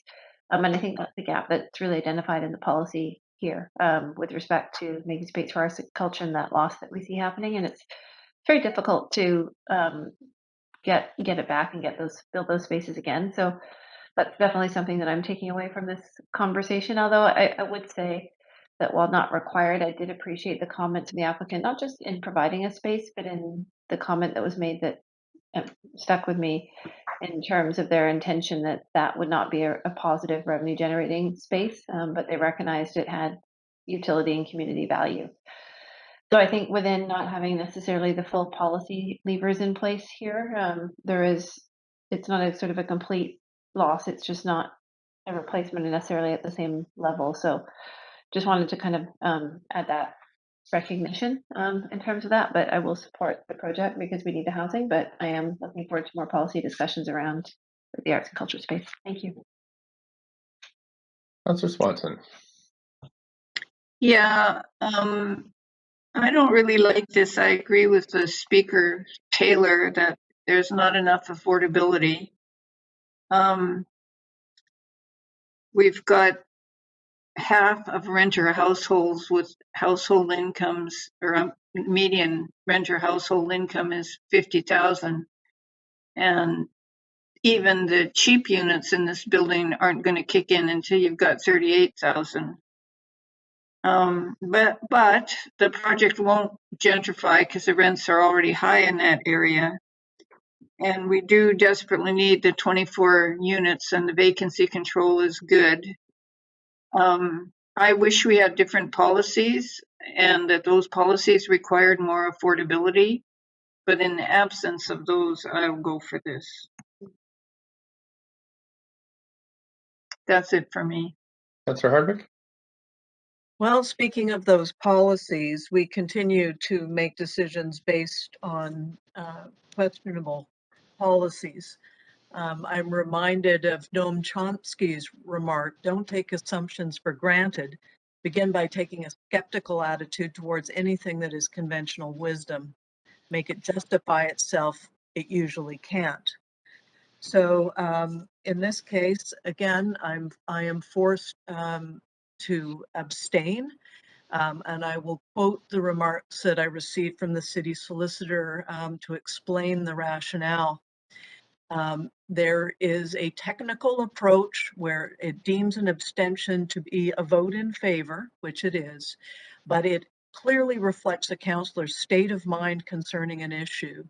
And in this case, the councillor may feel that they have insufficient information on which to base a supporting vote. And that again is the case here. And I wanted to be very clear about that. Thank you very much. Councillor Dejanova, up to 5 minutes. I think others will just come on the queue, so I'll make my remarks and I'll make them brief. I will be voting in support of this motion. I understand that while for some councillors it may not be enough or quick enough to get to that truly affordable housing, if we set up the process, we might actually see more housing delivered. So if we want to talk about gaps in policy, I suggest we look at the timelines and the additional costs that come along with that. And I think that, you know, when we look at an opportunity like this in front of us with 20% of units to be affordable, we have to look at projects like Little Mountain and ask how affordable they would have been several years, or I'd say over a decade ago. So for that reason, and also for the reason that this is boosting culture in our community, this is not only celebrating it or talking about it, this is actually going to provide a benefit and service, especially when we see music often forgotten in that space, that we consider cultural space in our city. I certainly think that that's important to acknowledge and note. And for those reasons, I will be supporting this. And I know we have a number of speakers for other items, so I'll just leave it there. Thanks, Mayor. Councillor Weed. Yeah, I'm not as excited as I thought I'd be for this project. One, it's an industrial land that's being upzoned, and you'd expect that we'd be able to get more affordability. So I'm troubled with the pro forma to only get the 20% and lose over 3,000 square feet of arts and culture space. So for me, there's a few lost opportunities here. I also, listening to the DCL waiver, the fact that we are not getting even minimal affordability for the significant money that won't allow us to fund the amenities we need in the neighborhood, as well as recognizing that school capacity in that level is outrageous right now, and we need that school built. So for me, when we do these DCL waivers, we are struggling to fund the amenities needed for facilities like this, and losing arts and culture, the livability, to me is difficult. I understand the problem with the affordability, and I agree with Councillor Carr. It is really important that we showcase how much we are giving up for the affordability, so we actually know and can quantify how much we do as a council lean in to support affordable housing. I will be voting for. Thank you. Thank you, Councillor Weed. That is it for speakers from council. So I'm going to move us to a vote on this item. Let's see if you could trigger the vote, please.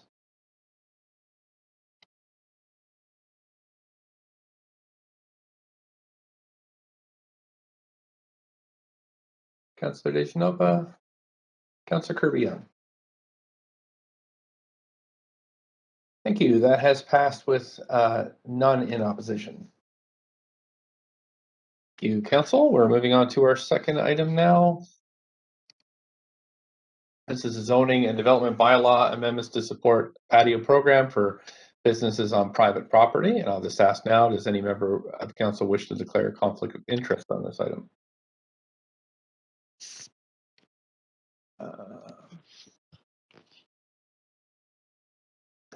Just clearing the queue here. Okay, thank you so much. Right, so Clerk now will read the application and summary of correspondence received. This is an application by the General Manager of Planning, Urban Design and Sustainability to amend the Zoning and Development Bylaw to extend regulations to allow patios for businesses on private property with patio restrictions until October 31st, 2022. No correspondence has been received on this application since referral to public hearing. Thank you so much. I'm just looking at the list here of speakers. And we do have one speaker. Sorry, I'm looking at the wrong one. No, we have no speakers on this item, Council. So we're going to, if there are any speakers, they can call 1-833-353-8610, code 1061445 #. We have Karen Wong from the Rezoning Center to speak to this application. But if Council's okay, we'll just proceed. Would anybody want to see the slides, or are you okay moving on? Move to with the presentation, Councillor Carr. I have a question. Okay. Councillor Harding? I'm on the queue and I have a question. Yes, is it a procedural question? It's a question about the report. I don't necessarily need to see the presentation, but I do have questions of staff. Okay. Yeah, that's coming up for sure. But I haven't heard anybody wants to see the presentation, so I'll go. We can move right to questions to staff. Councillor Hardwick, I have you on the queue. The staff Thanks is here. very much. Okay, go ahead. Yeah, quickly. I know this is until October 2022. I'm just wondering if there is the opportunity for the public to make comment where there are places that work better than others. I've had members of the public come to me and say, well, there's two intersections blocked off, only a block from each other. It's not, the flows aren't working. So there's considerations in different neighborhoods. And is there a possibility for neighbors, people in the areas, to have impact on the decisions of keeping these? I know we're till October, but further future. Steph? Thank you, Councillor Hardwick, for that question. This is Karen Wong, PDS planner. So just in regards to the zoning regulations, they do apply to private property. I think in terms of the intersections, I believe those apply to the public property. So just with these zoning regulations, it impacts a very small subset of businesses. We have only 3 businesses that are impacted by these regulations and that applied for the TEP, which is the Temporary Expedited Patio Program in 2021. So we have been in contact with those businesses and heard from them. Great, thank you very much. Councillor Kirby? Yeah, I'm happy to move the recommendations. Great. Do we have a seconder? Second, Councillor Carr. Sorry. We actually have to, I have to make the call to the public. So I have to do that first before we can move this. So Clerk, I'm going to make my first call since we have no registered speakers. Is there anybody on the line or in the chambers for this item?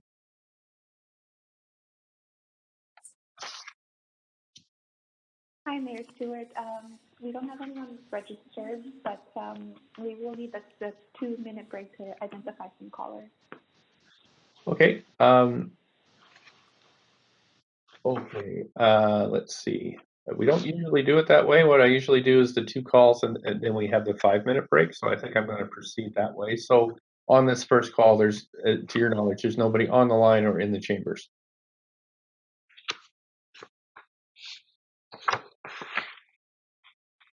Mayor Stewart, there is somebody on the line. We are just trying to identify them. So if we could just take a moment to do that. Thank you.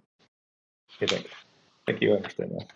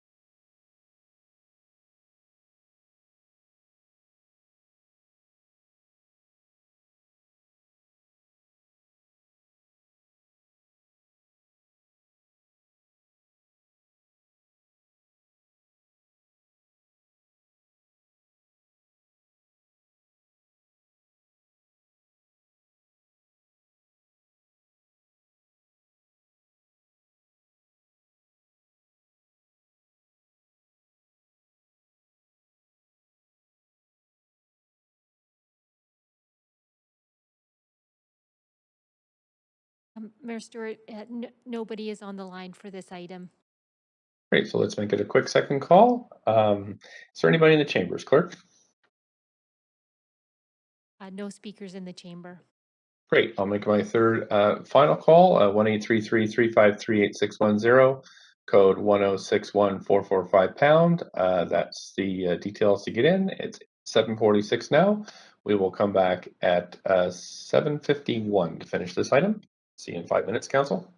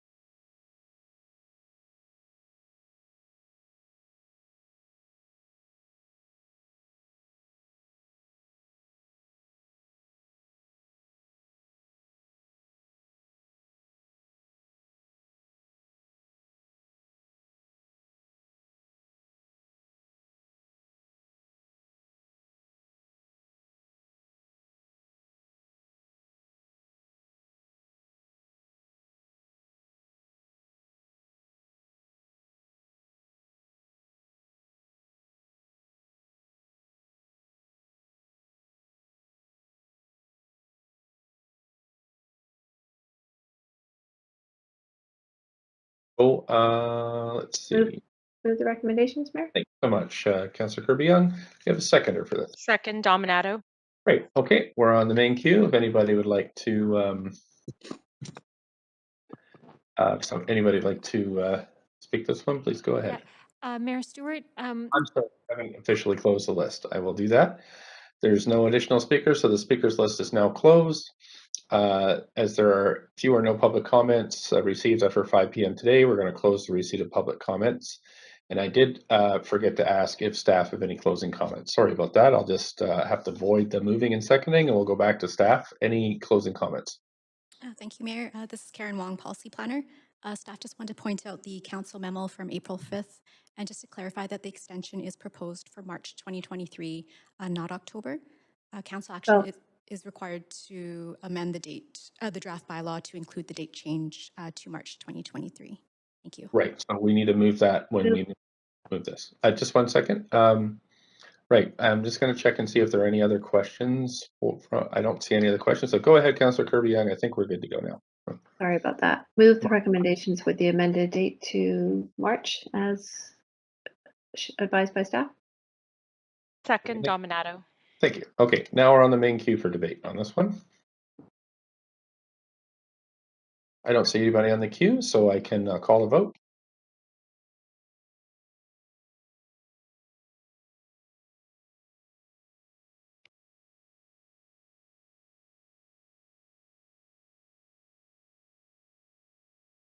And Councillor Dejanova.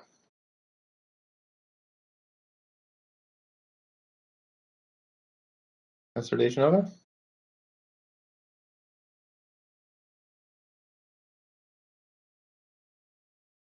Clerks, do we have Councillor Dejanova? I see her on the, I don't see her video.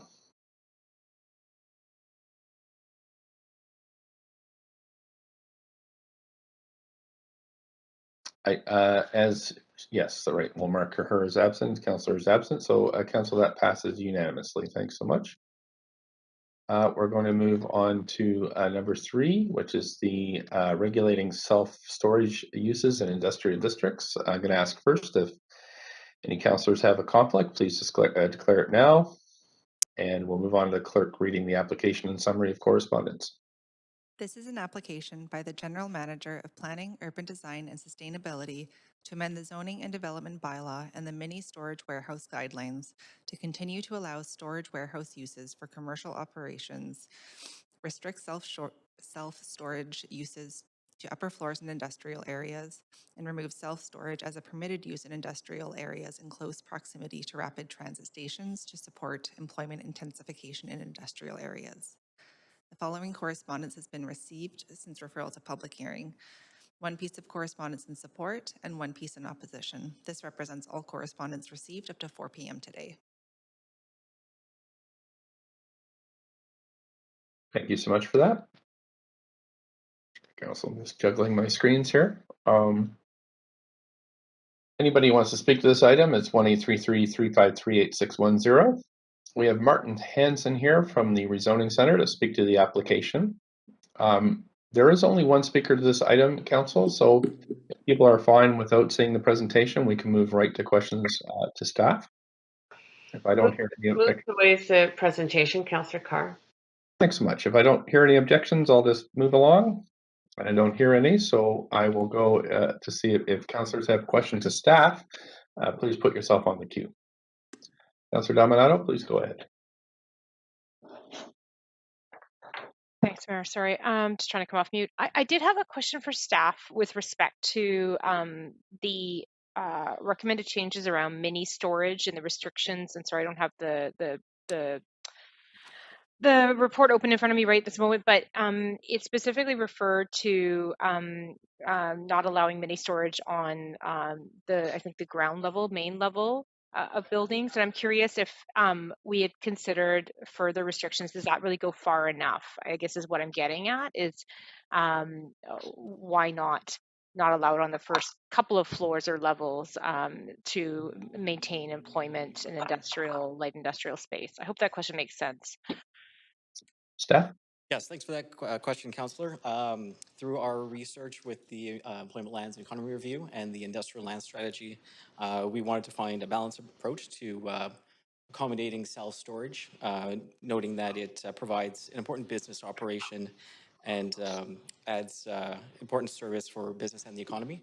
And so we thought just limiting it to restricting it from the ground floor was an appropriate approach here. Okay. So your findings were just the ground floor. So anything above that could be mini storage. That's correct. Making sure the ground level is preserved for more intensive employment uses in our industrial districts. Okay. I'm also curious about, like, I know based on the report and the findings you did is that there was looking at transit areas, and we're trying to look at transit-oriented areas and not having that be mini storage. But I'm curious about other locations in the city, because my observation has been as we see applications come in and either they're pre-existing or they're coming in, and they're in areas of the city that could have been optimal for other types of development, whether it be housing, whether it be public space, public amenities, commercial use. Do we have any other consideration for other restrictions in terms of location?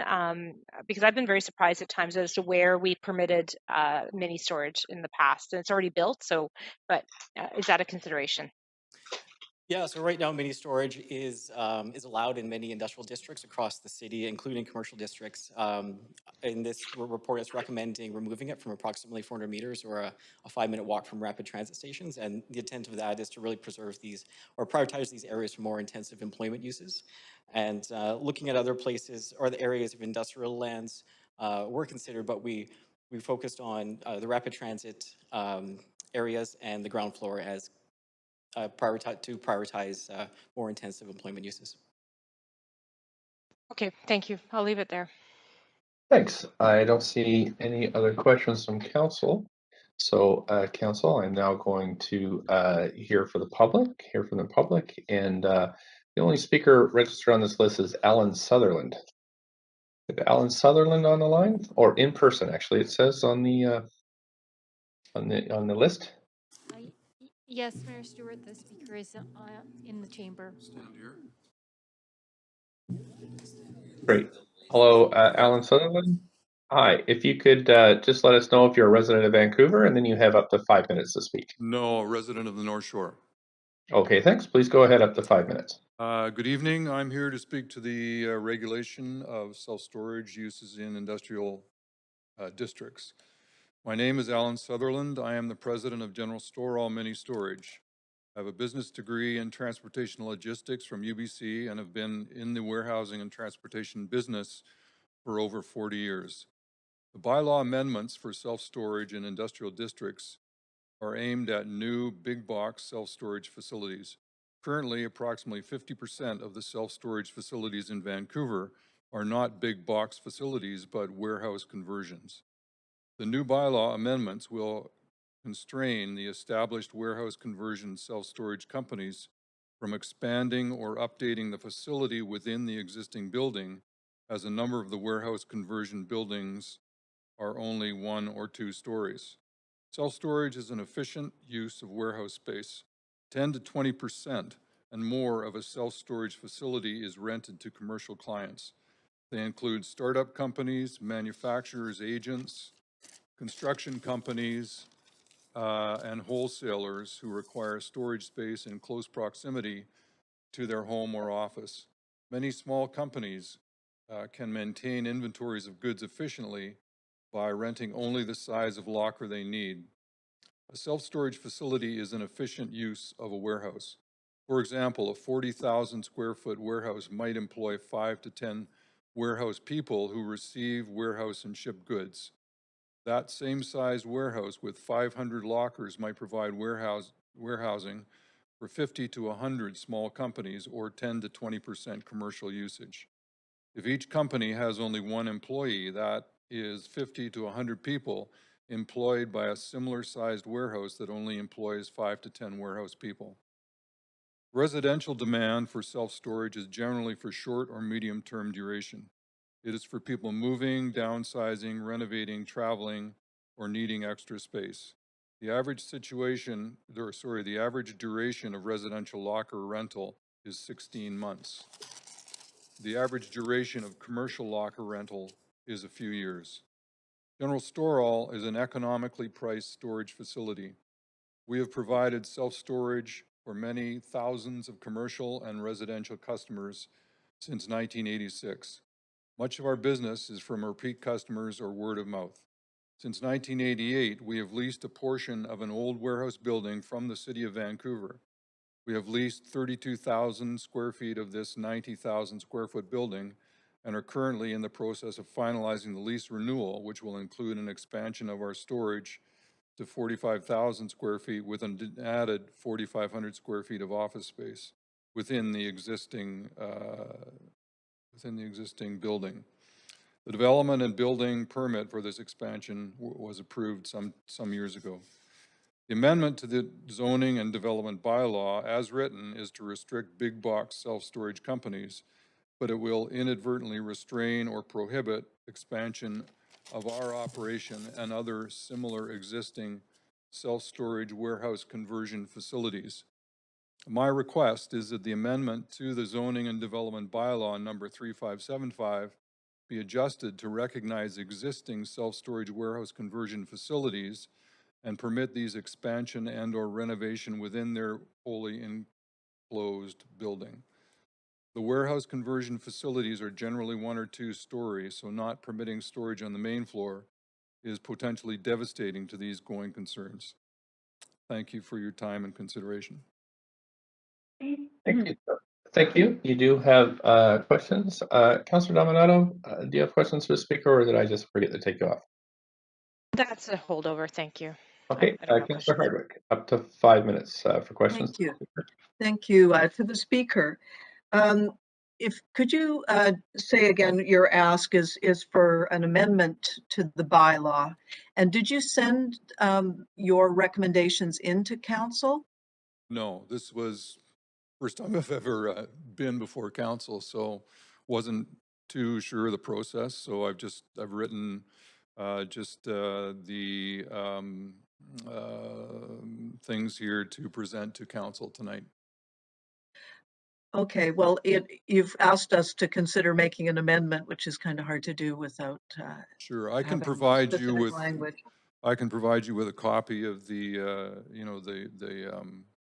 what I've written out here. The ask. Yeah, sure. Well, it would be help. Could you just repeat it once, and then I will ask staff after this to respond to what you're asking for. All right, so my request is that the amendment to the zoning and development bylaw number 3575 be adjusted to recognize existing self-storage warehouse conversion facilities and permit their expansion and or renovation within their wholly enclosed building. So, okay. Sorry.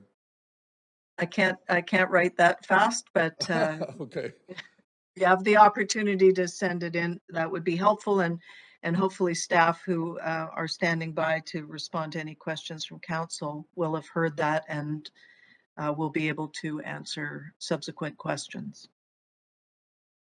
Thank you. That's it for questions, speaker. So thank you so much for calling in. Coming in person. I am going to now make my first call for speakers. And 1-833-353-610, code 1061445 #. Clerks, anybody on the line or in the chambers?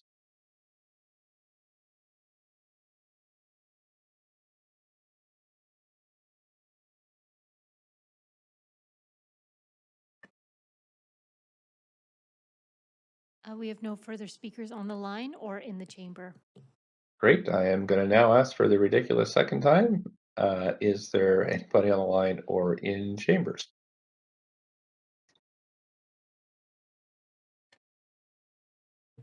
No. Okay, thanks. So we're going to make our third call now, Council. It is 8:05, so we'll come back at 8:10 to conclude this item. Thank you. 5 minutes.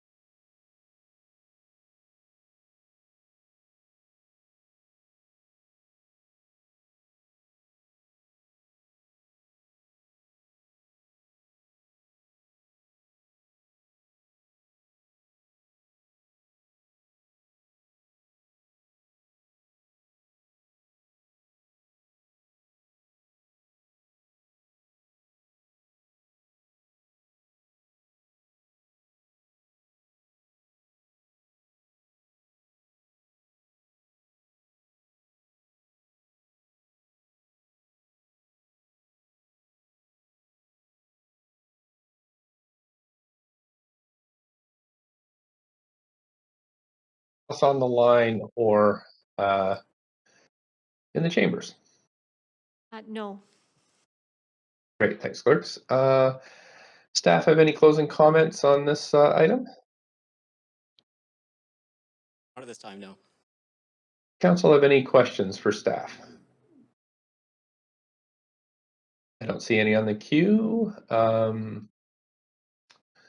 I think Councillor Hardwick, Chair, Councillor Hardwick seems to be waving her hand. Okay, sorry, I've got you on the list now. Councillor Hardwick, I'm just going to close the speakers list, and as we had no public comments after 5 p.m. today, we're going to close the receipt of public comments, and now I'll move to you for your questions of staff.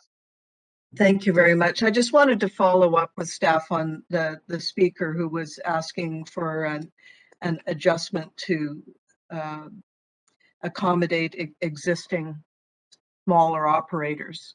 Could staff, hopefully they heard that and can comment on it. Staff? Good evening. Thank you, Councillor Hardwick. This is Teresa O'Donnell, the General Manager. As I understand the our speaker's request, he's looking for an exemption for existing tenants. And if I understand him correctly, he'd like this bylaw not to apply to existing tenants. And I don't believe we have a land use rationale for treating one group of business owners differently from another, but I could certainly defer to our legal attorney on the meeting tonight. I believe Mr. Murray's here with us. Yeah, I think what he was talking about was the difference between big box operators and smaller operators. I tried to get that more out of him, but I wished I'd heard more about it in advance because this was a new one on me. But if Grant, do you have anything to add to shine light on this? I'm not sure I'm going to shine any light on it, but my understanding was that he wasn't talking about tenants, but I'm not entirely certain. I think it would be possible to grandfather this from, if you have a current use, you could expand into an existing building. I believe that's what he was asking. It would have to be zoned properly and it would have to be currently in conformance with the bylaw. But that's possible. It may be that it's not a good idea, but I don't understand that we couldn't say that you couldn't expand into a building. If you have a current use in the building, you could expand into the current existing building to the capacity of that building. But I don't think we would want it to leap from that building to another one. I hope that's...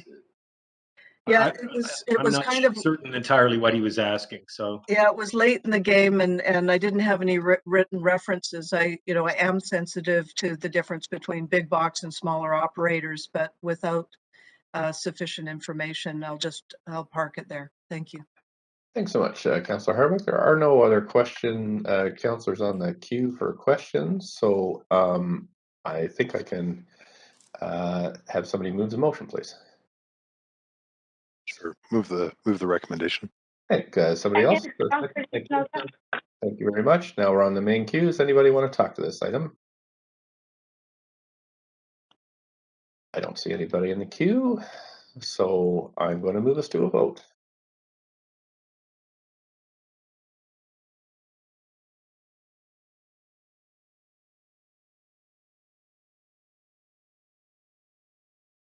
And that passes unanimously. Thanks so much, Council and staff, for all your work.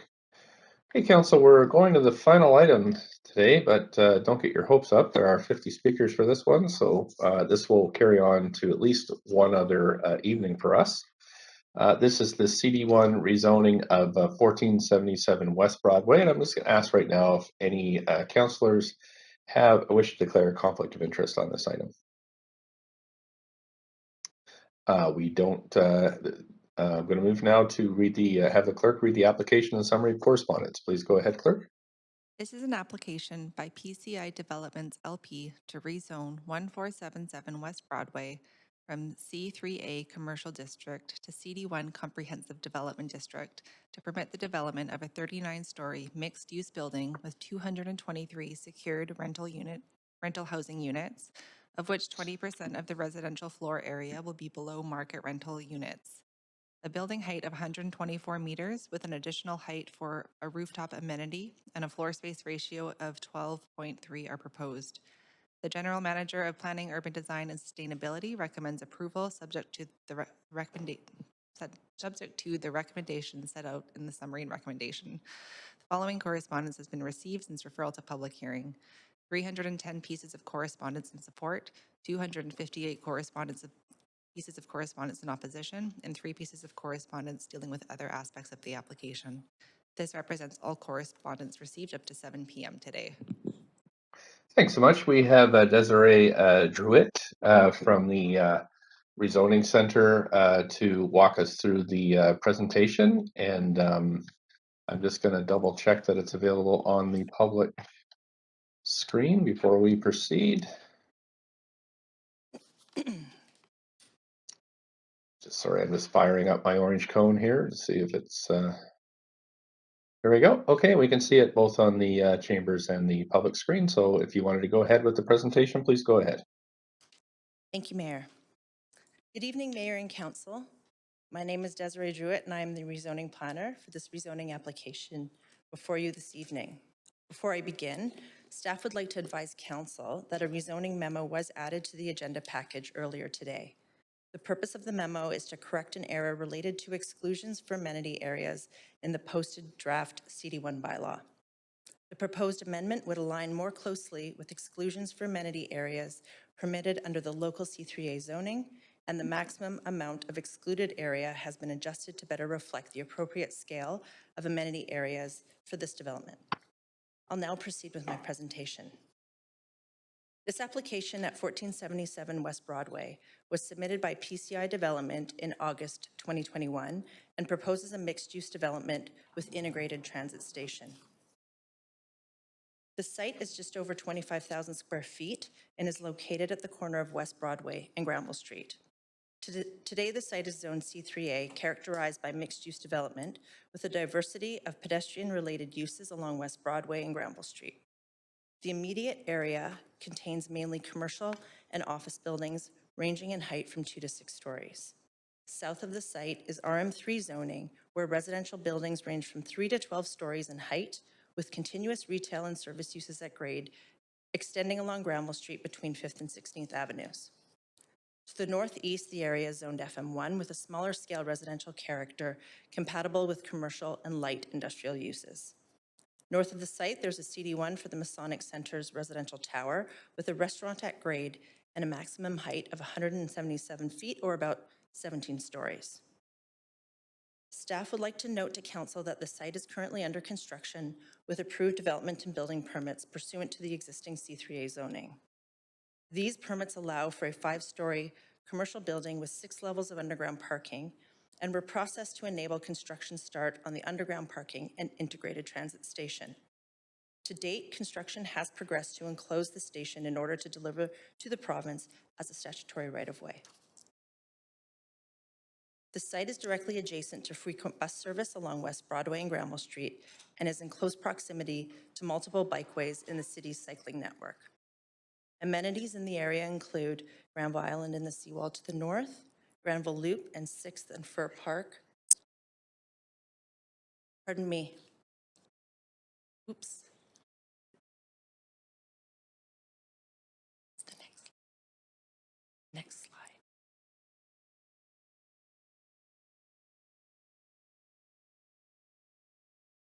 Did you want the next slide? Yes, please. Thank you. Clerk, can you advance the slide? It's advancing on our computer, but it's not advancing on the screen. That's what it is. It's not advancing on the WebEx. We're still on the site and surrounding zoning slide.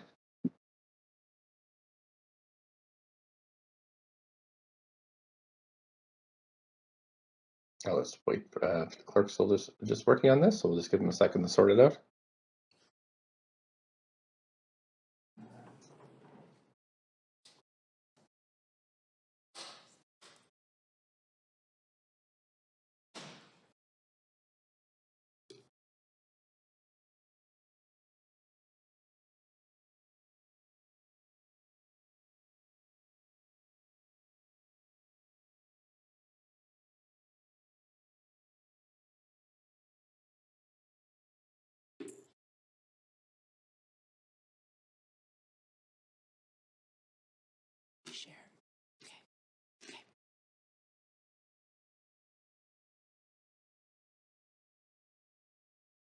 All right, council, we'll just have a technical problem here, and we're just waiting for a second. I've just see if the clerks need more time.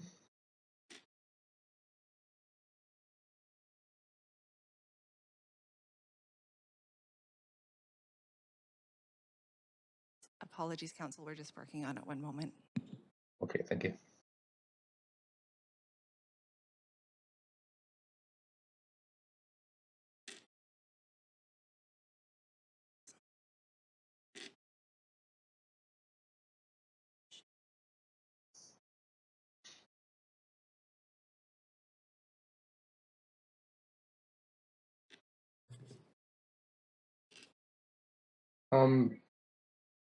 Clerks, do we need to have a recess for 5 minutes or something? Yes, if we could have a short recess, we're just Great. working out a technical issue. Thank you. Great, thanks. So council will come back at 8:27.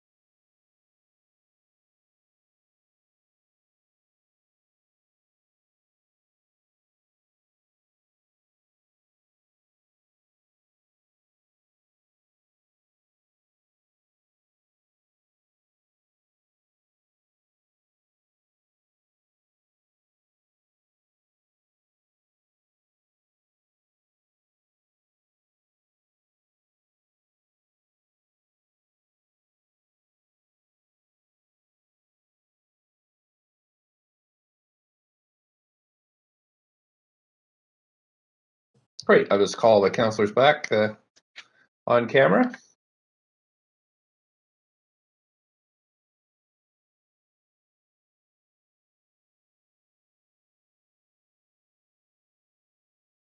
Once we have quorum, we'll continue the presentation.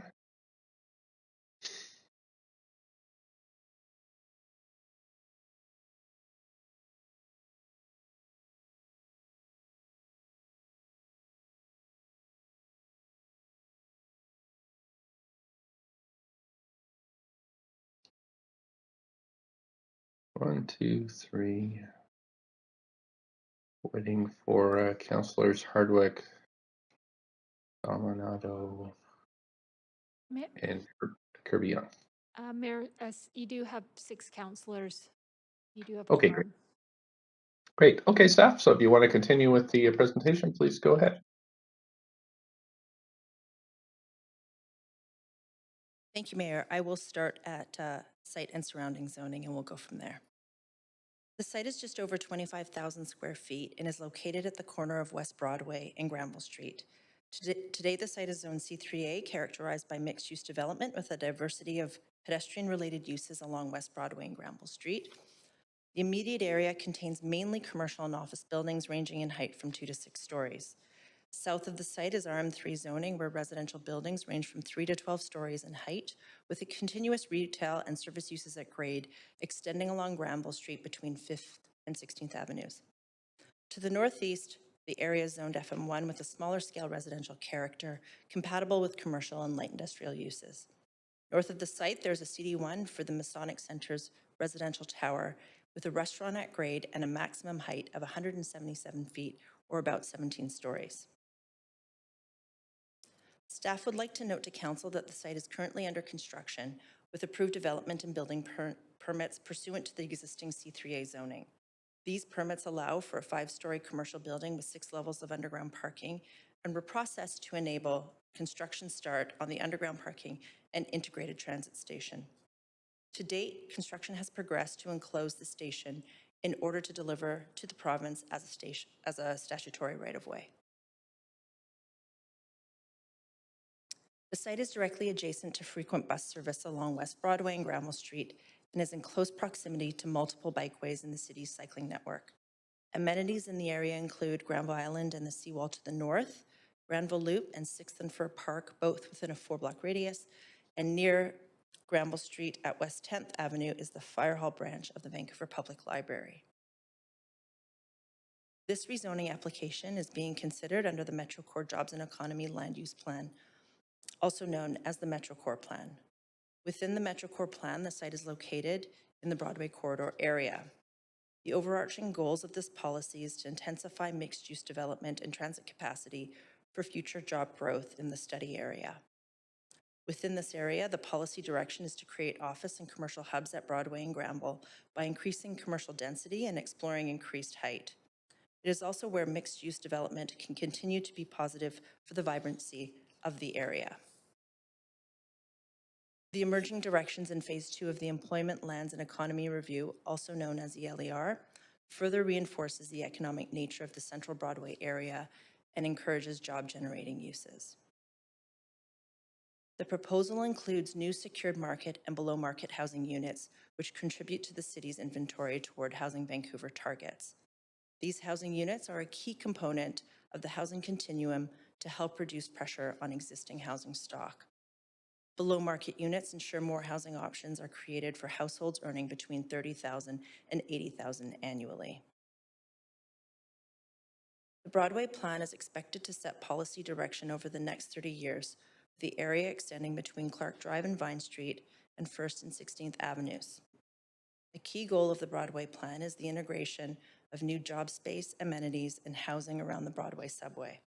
In November 2021, the Broadway Planning Program released the Phase 3 refined directions for public consultation, including potential building heights and forms, a public realm framework, housing and job estimates, and draft directions on key policies. Key refined directions for the Granville-Burrard Slopes area and at subway stations where the site is located include a vibrant mixed-use area close to rapid transit And along Broadway, consideration of building heights of 30 to 40 stories for rental and strata housing, job space and amenities, with the tallest buildings near the South Granville Station. Since the release of the refined directions in November last year, a draft plan was released for public engagement earlier this year. Draft land use policies for this area, characterized as a station area, include mixed-use developments with a range of tenures, commercial development, building heights ranging from 35 to 40 stories, and density up to 12.25 FSR for projects which include a minimum of 20% of residential floor area for below-market housing. The Broadway plan is expected to be presented for Council's consideration next month. The policy on consideration of rezoning applications and heritage revitalization agreements during Broadway planning process, also known as the Broadway Interim Rezoning Policy, requires Council direction to allow consideration of rezoning applications as exceptional circumstances while planning is underway. In July 2021, Council approved recommendations in an issues report, and staff were instructed to consider this rezoning application as an exceptional circumstance. By allowing this project to advance, potential safety, access, and circulation challenges on the site due to construction activities are mitigated. Staff and the applicant have been working in close coordination with the province to deliver the transit station and minimize impacts, as this is the only development along Broadway's subway line to deliver an integrated station on opening day expected in late 2025. The proposals for a mixed-use project including close to 315,000 square feet of floor space at 12.3 FSR. The tower is 407 feet at 39 stories and is proposed as residential units with 223 units of secured rental housing. If the rezoning is approved, 20% of the residential floor area would be secured at below market rate, which is about 49 units. Within the podium, office use is proposed, adding substantial job space to the area. The project includes the integrated South Granville subway station with underground bike and car parking, commercial uses at grade, a grocery store on level 2, and offices in the podium. The proposal also includes a podium and rooftop amenity for residents and office tenants. If approved, the project would generate about 400 construction jobs. The project is located at a prominent intersection and will include the South Granville SkyTrain station at the northeast corner of the intersection, given the site more local and regional significance. Given the prominent location, development here has the potential to be an important urban placemaker for this area. The building is proposed as a rectangular tower at the western edge of the site, which sits on an 8-story podium. The tower has been elongated in the north-south direction to minimize shadowing and impact to North Shore views. Setbacks along the south edge of the property scale the building to the adjacent context of West Broadway. The entrance to the residential lobby, as well as fine-grain high street retail, are located along the Granville Street frontage, with the office and commercial entrances, including the entry to the second-level grocery store accessed off West Broadway. The South Granville Station entrance, sited and designed in accordance with the province's technical design requirements, is accessed off a covered plaza at the corner of Granville Street and West Broadway. The Urban Design Panel reviewed this application and unanimously supported the proposal with recommendations including improvements to the public realm and at-grade design elements. The panel's recommendations have been incorporated into the application's design conditions. The secured rental residential units are within the tower form above the podium. This table compares the cost of renting and ownership on the west side of Vancouver. The application proposes below-market rental units with starting rents between $950 and $2,000 per month. The middle green columns indicate the average starting rents for new rental units on the west side of Vancouver and the incomes they serve. Based on CMHC data, ownership of a medium-priced unit on the west side of Vancouver ranges from $2,500 monthly for a studio to up to $7,800 for a 3-bedroom unit. As this table demonstrates, both moderate income and market rental rates will be below the monthly cost of home ownership. If approved, 100% of the rental units would be secured through a housing agreement, which will prohibit stratification of units and limit the rate at which rents for the below-market units may be increased, even at tenant turnover. Over 4,000 postal notifications were mailed and 464 comments and 10 questions were received from the public. Key areas of support included building height and density located at a rapid transit station, increased rental housing supply, including the below-market units, a grocery store, and job space. Key areas of concern included the proposed height and density, the process the application is being considered, parking, both that parking is not needed at this location, and as well that there is a lack of parking in the area, and concern about the capacity of community amenities in the neighborhood.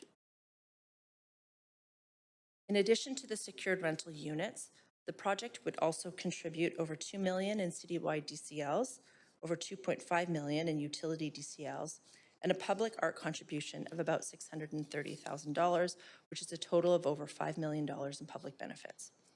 Staff would like to note that a DCL waiver is permitted under the DCL bylaw. The value of this waiver is applicable on the residential floor area only and would be just over $3.3 million at today's rate.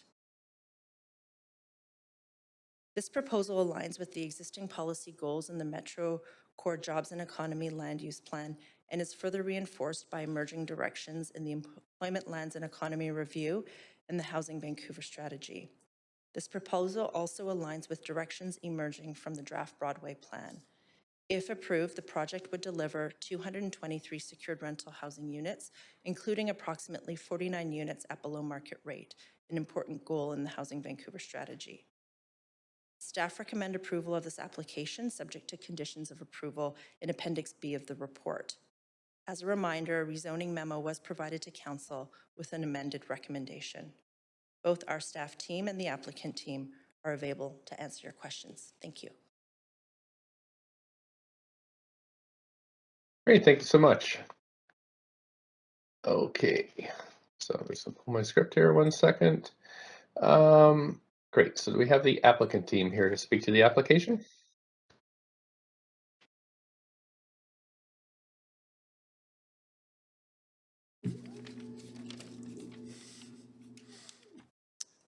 Good evening, Mayor and Council. I'm Tim Grant, President of PCI Developments on behalf of the applicant team. Thank you for your consideration of our proposed development at South Granville Station. I have nothing further to add to staff's presentation and would like to thank them and the wide variety of stakeholders and community members that have engaged throughout this rezoning process.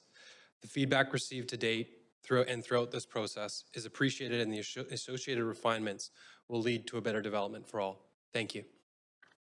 Thank you so much. Okay, Council, so now's your chance to ask questions to staff and the applicant, and it's the only chance that you have to ask questions to the applicant. And of course, after we hear from the public, again, 50 people have signed up for this, you'll have another chance to ask questions to staff. So I have Councillor Swanson. Go ahead, up to 5 minutes. Yeah, first to the applicant. Is this going to be a pet-friendly building? To the applicant? Yes.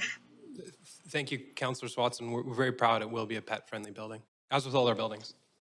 Okay. Are you planning on getting BC or federal financing, government financing? We do not have government financing currently. It's something we can explore, but we haven't made the determination yet.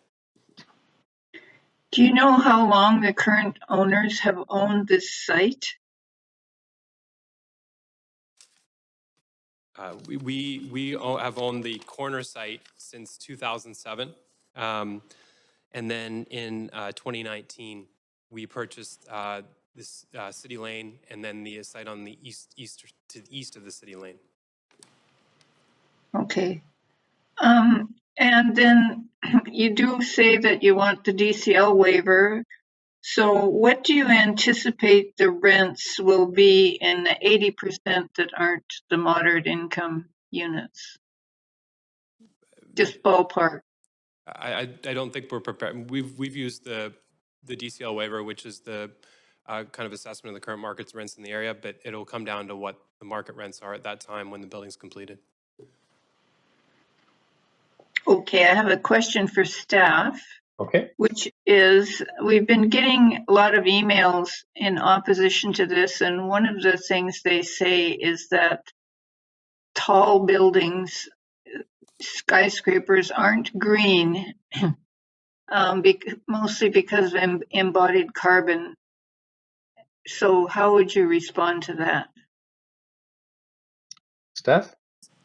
So I'll try to answer that. So this building is going to be pursuing the green buildings policy for rezonings. In that, there are certain targets that the project will have to meet, both from an emissions perspective as well as an low energy usage. Kevin Spence, did you want to add to that? My colleague Kevin Spence can elaborate. Councillor Swanson, it's Kevin Spence, Senior Development Planner for the Metro Core. I'd like to refer to the applicant to have him discuss the sustainability strategy for the development. Generally speaking, as an overall sustainable urban development plan or strategy, locating a large number of rental dwelling units with direct access to a rapid transit system in an important and busy part of a central neighborhood is a sustainable approach to urban development. Maximizing the amount of housing over top of this infrastructure, staff believe to be a sustainable approach to development. But I'd like to ask the applicant to remark on specific sustainability strategies at the development.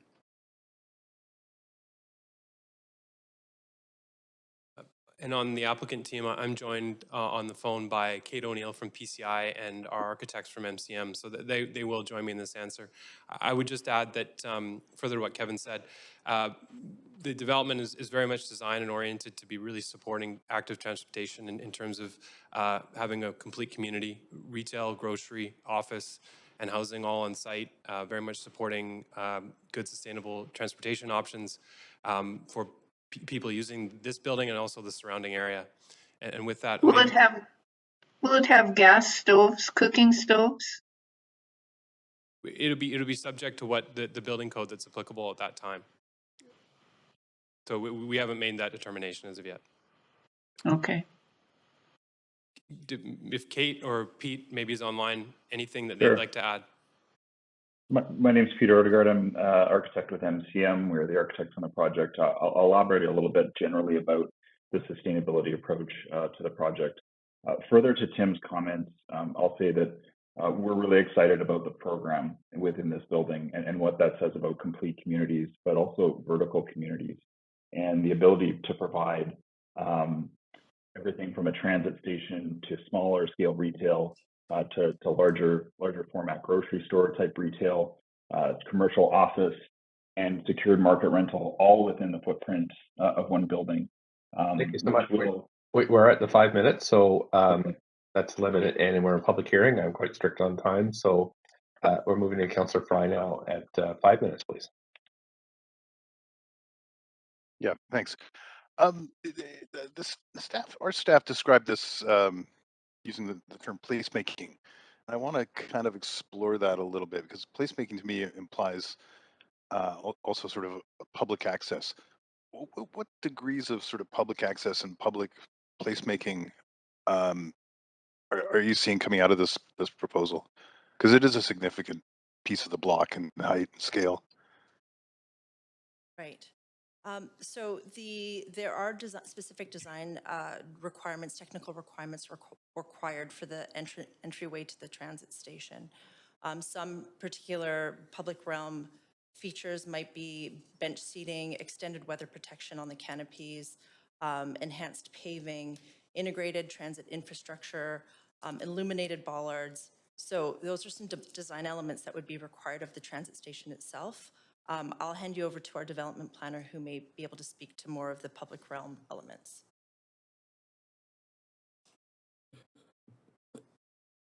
Thanks, Des. Thanks, Councillor Fry. Senior Development Planner Kevin Spans here. This building is going to be a placemaker, not just in the immediate context, with the provision of a grocery store on the second level, we're anticipating to be very busy transit station, and a public realm that has been designed to accommodate a pretty significant increase in pedestrian traffic. But we're also anticipating it to be a placemaker in a more urban scale. It's going to be a highly visible building from the north. Looking south, it's going to be a defining point in the skyline for Broadway, and that's a major consideration for us as well. That said, the important place that we're contributing to is the intersection of Broadway and Granville, or I should say the applicant would be contributing to, and that's been our main focus. As Des had noted, there are design development conditions that require the applicant to do a little bit more in terms of how the building marks the neighborhood and marks the corner, especially at grade. I wonder if the developer or architect have any comments on how they envision this interfacing with the public from their design perspective. Thank you, Councillor Fly. I think Peter from MCM is probably best to respond to that. Sure, thanks, Tim. So I think one of the really interesting things about this project and the station specifically is that it's on a corner. And so to get into the specifics of that, there's a great opportunity for the station to really establish the corner with a really great public realm opportunity. So we're calling it the station plaza, where the station comes out at grade, is actually on the corner. And unlike some other stations, it actually has two sides. I'm on WebEx, so I'm making hand gestures here, but there's two sides and two sort of corners of this exit plaza, which really helps activate the corner and engage on both sides of both Broadway and Granville, really on the important corner of this project. And so we've worked hard with the materiality and the expression of the building there, but as staff indicated, we're going to work a bit harder and develop that a bit further as we come forward with the project, hopefully into the future. Thanks, Peter. Back to staff. You'd mentioned the library there, the public library, which is nearing the end of its life. It's pretty old and not the best in our awesome library system. And it got me thinking about public amenities. Normally a big development of this site and would be kind of contemplating things like community centers and parks. And do we worry about maybe a deficit of public amenities that will be available for all these new residents that are arriving here? Right. And how would we pay for that? Thank you for the question, Councillor Fry. I'll actually hand that over to my colleague, John Grottenberg, who is working on the Broadway plan and can address your question on a larger scale. Just 30 seconds, please. Thanks, Councillor, for the question. John Grottenberg, Broadway Plan Team. So through the Broadway Plan, we are developing a public benefit strategy looking at a full array of amenities and infrastructure through the Broadway Plan area, including this neighborhood. And the current value as part of our draft plan that we brought out for recent engagement is $1.2 billion for the Broadway Plan area as a whole. So we're looking at that very comprehensively. I'm out of time to ask who would pay for that, but okay, thanks. Thank you. Councillor Hardwick, up to 5. Thank you. My question is for the applicant.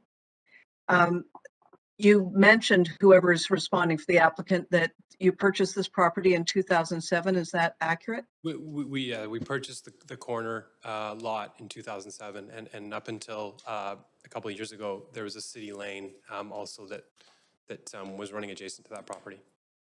Yeah, I'm familiar with the lane and as well. So it was roughly after we had the crash in 2008, 2010 Olympics, 2011 was really when the push for the Broadway subway started to materialize. Prior to that 2011 push for the subway, what were your intentions for this property? When we initially purchased the property, RBC was in the whole building, and they had been up until the period of time when it was demolished. Okay, so it was just holding it to see what direction we were going in. So at what point, I mean, you applied for the development permit, getting in there with the subway to put in the parking, but it was at the existing height and density when you began this process. At what point did you determine to build such a, a larger building to the, 39 stories? At what point did you come to that conclusion? When we move forward with the existing permit and by the timing of the Broadway subway project had to move forward at that time, and working with the city and with the province to facilitate that station, we agreed to move forward at that time. And we built in the parking that you see today, as well as flexibility in the structure that could suit potential further density and height at the site. And that was something that we were very transparent about at that time, which was predominantly in 2019. Yeah, I remember hearing a story about some plans for 40-story buildings that were found in a dumpster around that time. So I'm really trying to get a handle on when you hit on the idea of going for 40 stories or thereabouts, and why that magic number. Well, it's at a transit station. We certainly feel that the height as proposed is very appropriate for being at a station and within the regional context and the significance of this intersection in the city and specifically along Broadway. Well, it begs the question, is this transit-oriented development or development-oriented transit, I suppose. But thank you for answering my question. Thank you. Thank you, Councillor Wiebe.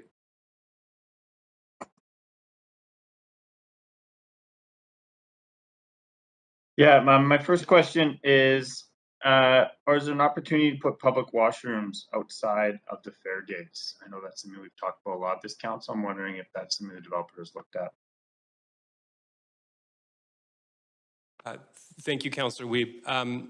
It is something that was looked at really early on, along with the transit project and ultimately TransLink. There is just no room at this corner and to facilitate the amount of crushed space and public realm that's necessary for a transit station. I believe the plans would show that there is a washroom, public washroom, at the concourse level in the station that will be accessible to transit users, albeit it is behind the fare gates. Okay, but there will be an accessible washroom. The next one, panel encouraged the applicant to defer to after the Broadway plan. Can you kind of walk us through why you didn't comply with the request from the urban design panel?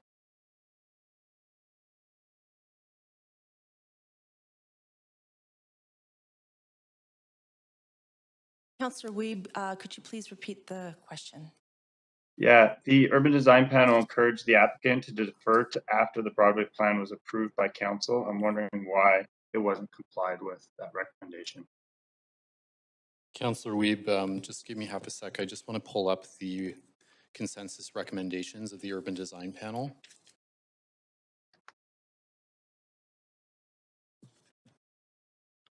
Yeah, it's the second paragraph. It says, Alice encouraged the applicant to defer their application until council had made a decision on the Broadway plan.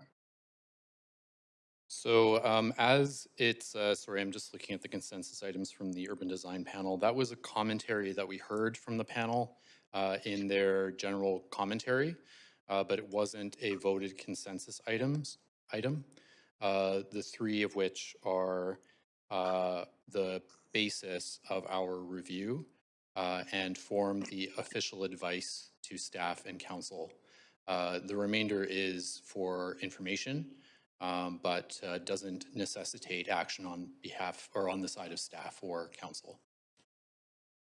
I guess, but it was heard by the applicant, and I'm just wondering from the applicant why they didn't wait until the Broadway plan was approved. And I'll defer to the applicant to respond to that.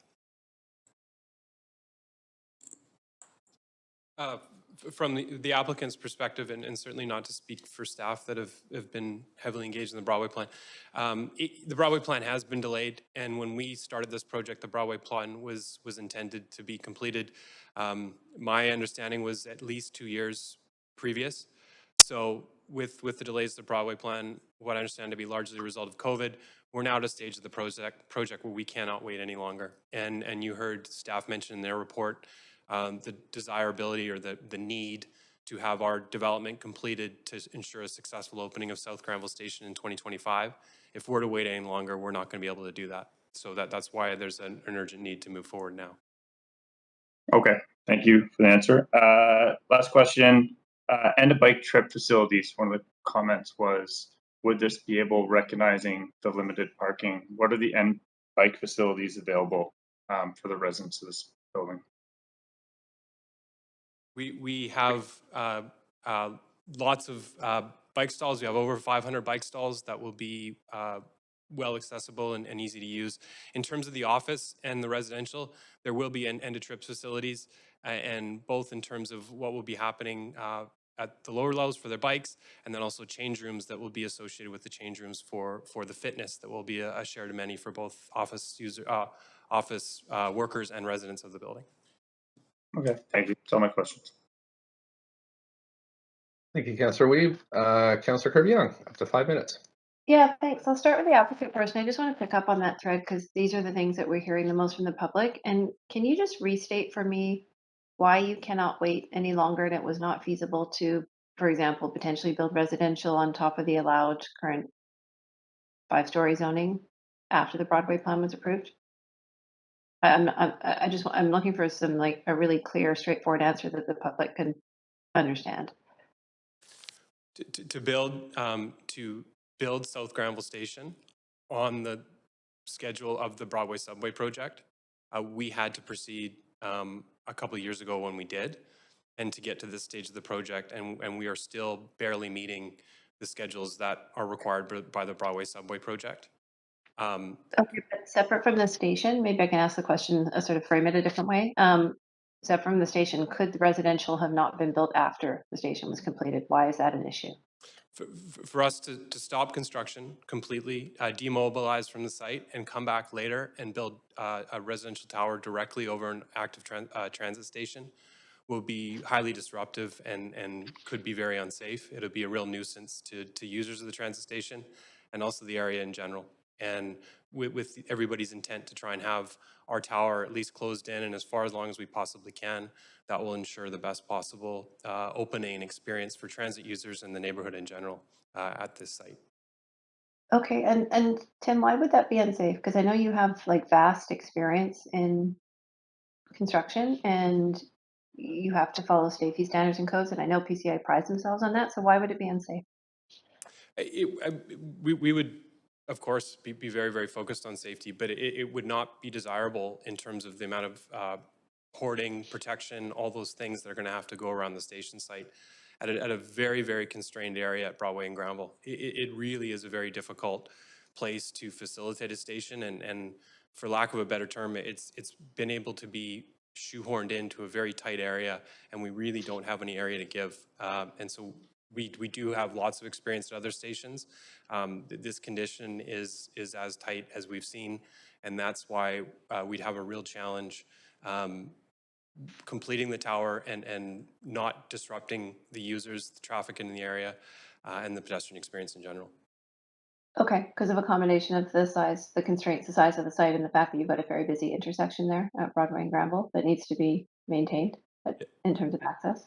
Yeah, I think those are definitely exacerbating factors. Okay, thank you for that. I have another question for staff. And one of the things that we are hearing a lot in the robust amount of communication that council's received on this topic is obviously the process that's been raised and why this is being approved ahead of the Broadway plan. So that's why I asked that question. But the other one is that if this is considered a transit area in the emerging directions, and there was reference made to the Vancouver plan, for example, that rapid transit areas, and I'm looking at L15, would allow for mid to high rise buildings at 12 to 18 stories. And the public are perceiving that this is a rapid transit area. So why can you provide some context why rapid transit areas would be 12 to 18 stories? Is that correct and true that that would be the case for other stations along the line and further west along the line relative to this one being proposed at 39? Or for example, put another way, is this going to be a consistent type of approach and proposal for the other stations, and this 39 stories fits with that, or is this going to be an anomaly and be double the height of potentially other stations? I'm looking for context. Councillor Kirby-Young, if I could just clarify, which graphic are you looking at that refers to the 12 to 18 stories? just so we I'm can, referring to, I said I'm referring to the emerging directions in the Vancouver plan. That's the communication that we're Vancouver getting plan. from the public because they're seeing this as a rapid transit area, as has been defined in terms of the different types of nodes like municipal town center, rapid transit center, the lower commercial districts, and sort of the BIA areas, for example. And so, is this considered a rapid transit area? I'm going to hand you over to John Grottenberg, who's part of the Broadway planning team. Just 30 seconds, please. Thanks, Councillor, for your questions. So within the draft Vancouver plan, the Broadway plan area is within the Metro core. So it is certainly a rapid transit area, but we are looking at greater heights and densities within the Broadway plan area compared to rapid transit areas elsewhere in the city identified in the Vancouver plan. What is rapid transit area elsewhere? Yeah, we're at the 5, but there is opportunities for questions to staff after we hear from speakers. Councillor Carr, up to 5. Thanks, Mayor. I've got a few questions first to the applicant. A question was raised by Councillor Swanson regarding embodied carbon. There are new products that reduce embodied carbon a lot, like low carbon cement, concrete, lower carbon steel. Are you willing to investigate the use of those kinds of materials? I mean, I'm not sure what their availability is, so maybe that's part of your answer too. We, as a part of our procurement process, and as we move through the building permit and working drawing stage, that's definitely something we're always considering in every project. We are very focused on transit-oriented development. A big part of that is being a sustainable development. So where it's feasible, we certainly want to be able to do what we can to support that. Yeah, it's pretty exciting developments actually. Can you just outline for me the specific measures that you are undertaking to reduce greenhouse gas emissions in your building and mitigate the climate impacts? I would maybe call on Peter or Kate to speak to that, who are on the phone.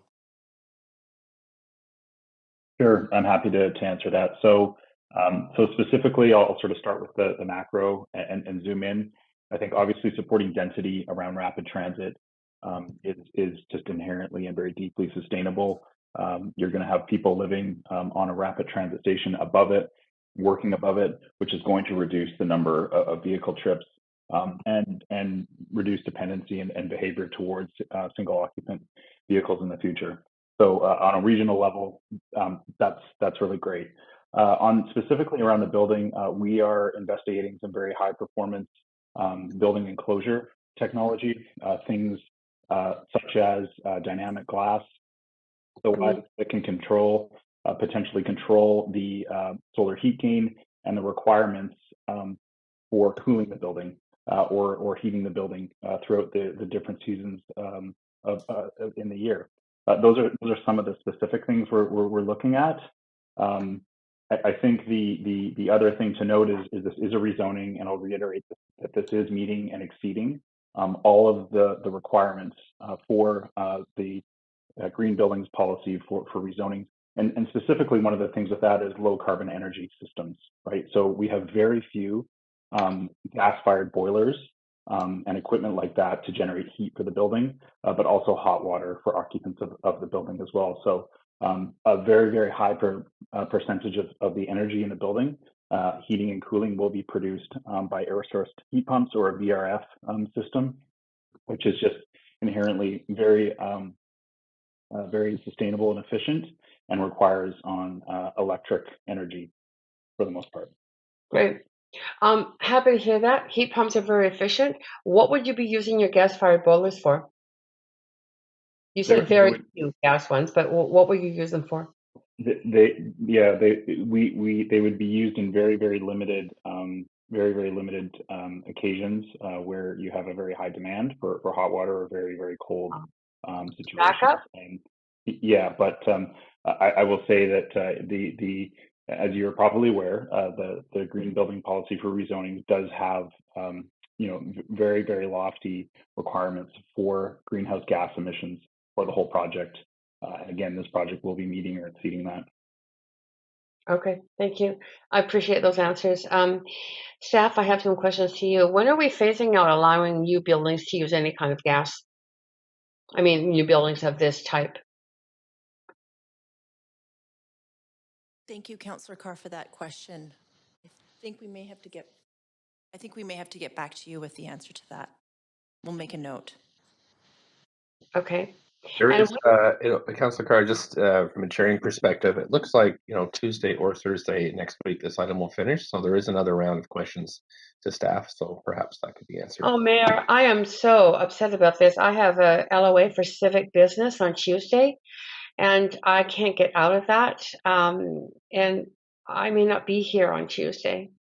Well, it may go to Thursday. So. Okay, well, I'll be here Thursday. Yeah.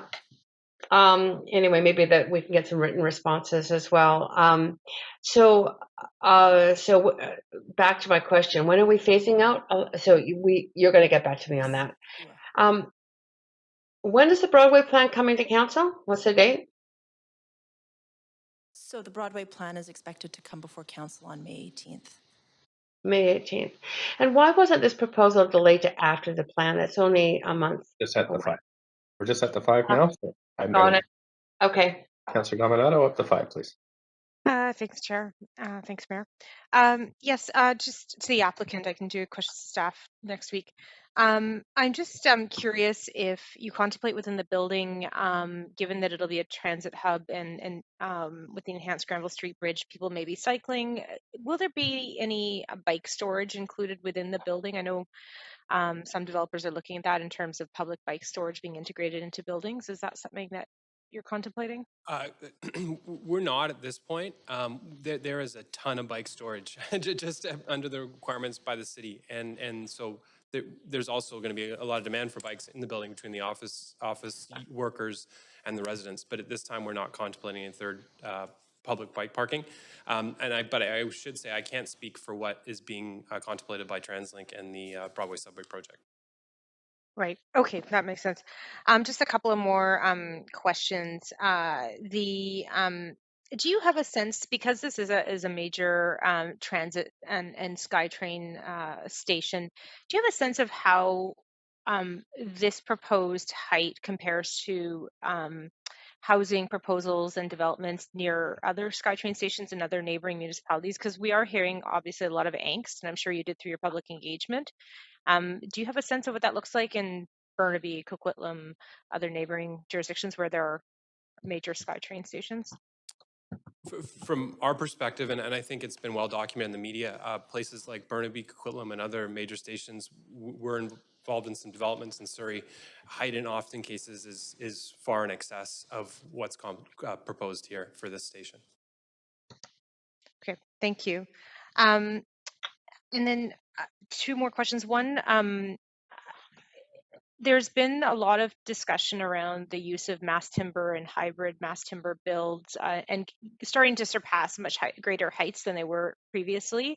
I know there's some contemplated over 20 stories and potentially up to 30 stories in Vancouver, but is that something that might be in the realm of possible with something like this, or is it we're not there yet to be able to be doing 39 stories? From our perspective, we would say this one would be a very, very challenging one to do, in part be just the complexity of the structure, moving up to the parkade and through the station and then into the building itself. And at this time, that's not really an option that we're seeing as a viable consideration. I will say from us, shorter buildings, we are very much looking at doing it when we're doing 6-story buildings. But my understanding is that to go beyond that at this time isn't well supported by the prevailing code in Vancouver. Okay, thank you. And then last question is my recollection, and we'll obviously, I know we've got people on the line to speak and I'm looking forward to that, but my recollection is that you've typically do substantive engagement with your proposals. Can you just give us a sense of what you heard in the public engagement that you undertook?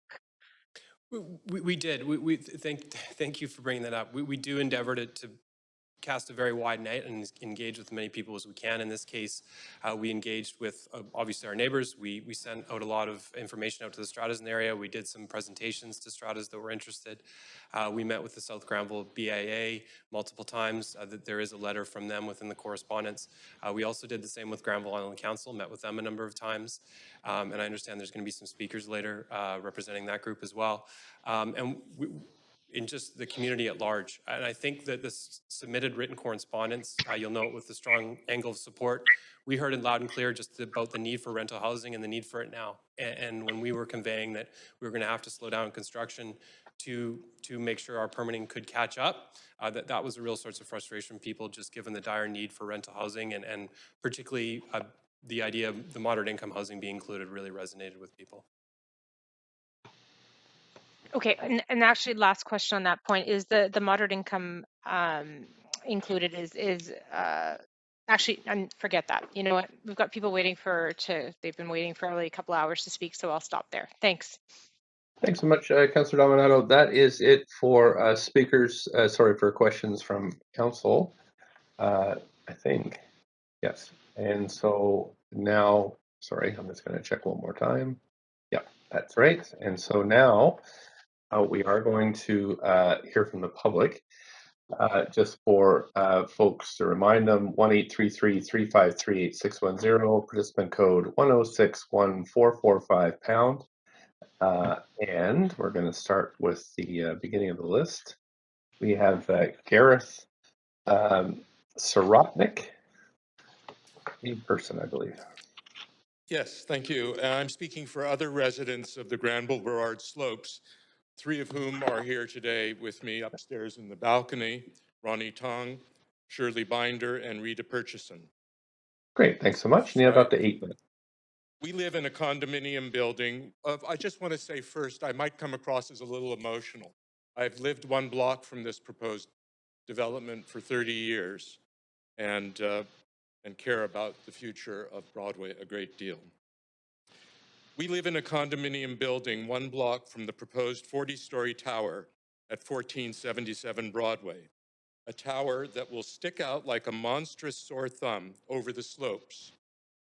To call it 39 stories is like saying something's on sale for $39.99, downplaying its true impact. 1477 is a wedge setting up approval for the whole Broadway plan. It's clearly stated that way in its application and in the staff presentation, and it must be addressed in that context. It's the apex predator, the T-Rex, that's going to lead all the other dinosaurs to gobble up our community, literally walling in the Granville-Burrard Slopes and south to 11th. 1477 identifies itself as fitting in with the thus far unapproved Broadway plan. Despite all its fine words and illustrations, that plan includes few specifics: no new parks, community centers, or schools, despite upping the population by 2/3. What it does include is radically new zoning, but you have to look very closely at the tiny print legends underneath the maps to make sense of it. I've drawn up a map of the Burrard Granville Slopes and south to 11th to show more clearly what's proposed. I think the city clerk has a PDF of that. I'll just continue. Please continue, yeah.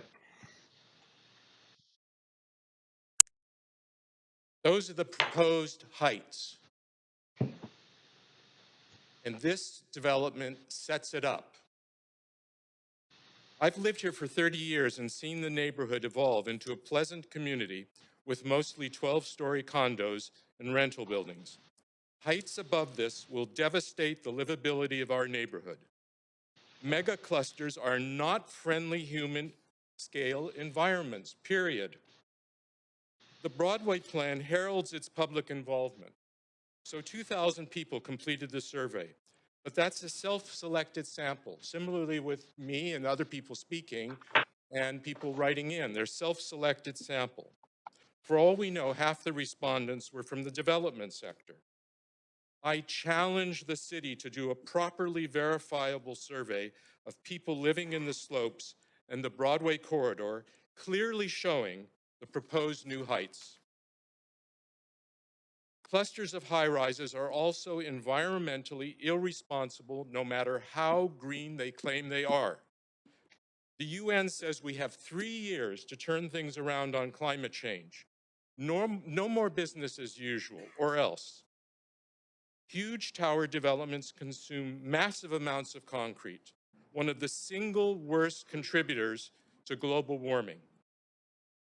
It's well established now as well that tall high-rises, no matter what they say, have a bigger negative impact on the environment overall. And it's not as if enough clusters aren't already in the works, with Jericho, Sinnack, Molson's, Oak Ridge, and Marine Gateway. Why does Broadway have to become yet another high concrete canyon?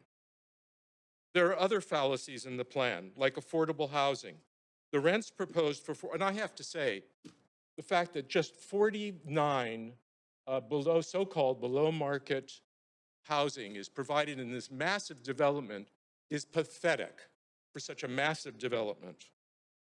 And even those so-called below market housing won't be affordable for single mothers, young people struggling to settle in the city, or for anyone of lower income. I've looked at those rents, or for people retired like me on a fixed income. The report also heralds preserving the cherished South Granville village of old with all its art galleries and such. That's long gone. Art galleries, for the most part, have been priced out of Granville, along with many local shops and services, replaced by high-end carriage trade retail and heaps of American chain brands.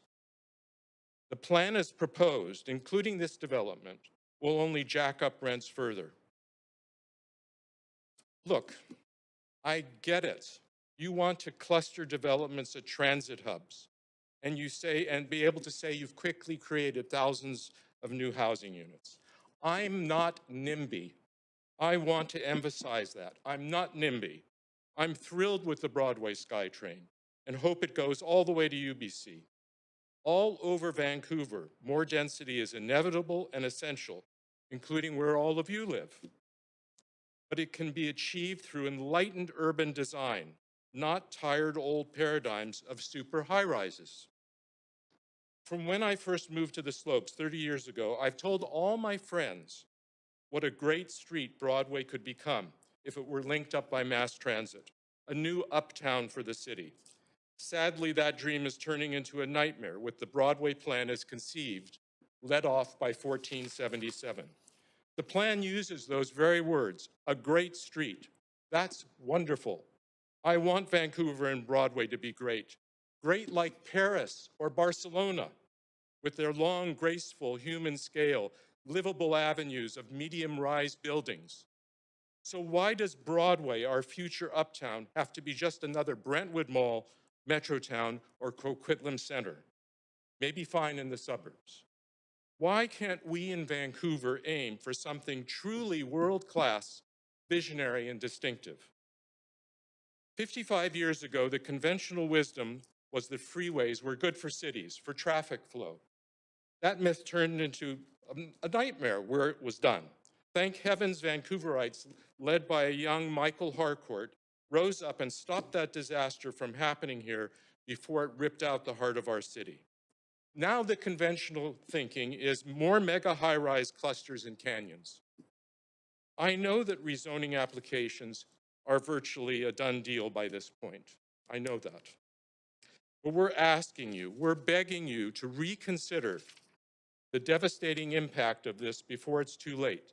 Let's do something truly extraordinary for Broadway and the slopes, beginning with 1477 West Broadway. Scale 1477 back to something on a human scale. It will still stand out at the top of the slopes, something like 1799 or 1999, not 40. And rather than just another towering cluster of high-rises in the slopes, zone for Olympic Village type heights that will be compatible with what's been happening here already for 30 years. Something truly visionary and special for the slopes and the whole Broadway corridor. Thank you so much. I have You're at your 8 minutes. I have 5 more seconds. Something which will still achieve density, not just another Brentwood Mall or Coquitlam Center. Think Paris or Barcelona. Thank you very much. Thanks so much. You do have questions, Councillor Carr? Yeah, actually, what was it you said that you thought was a more appropriate height? I missed that, sorry.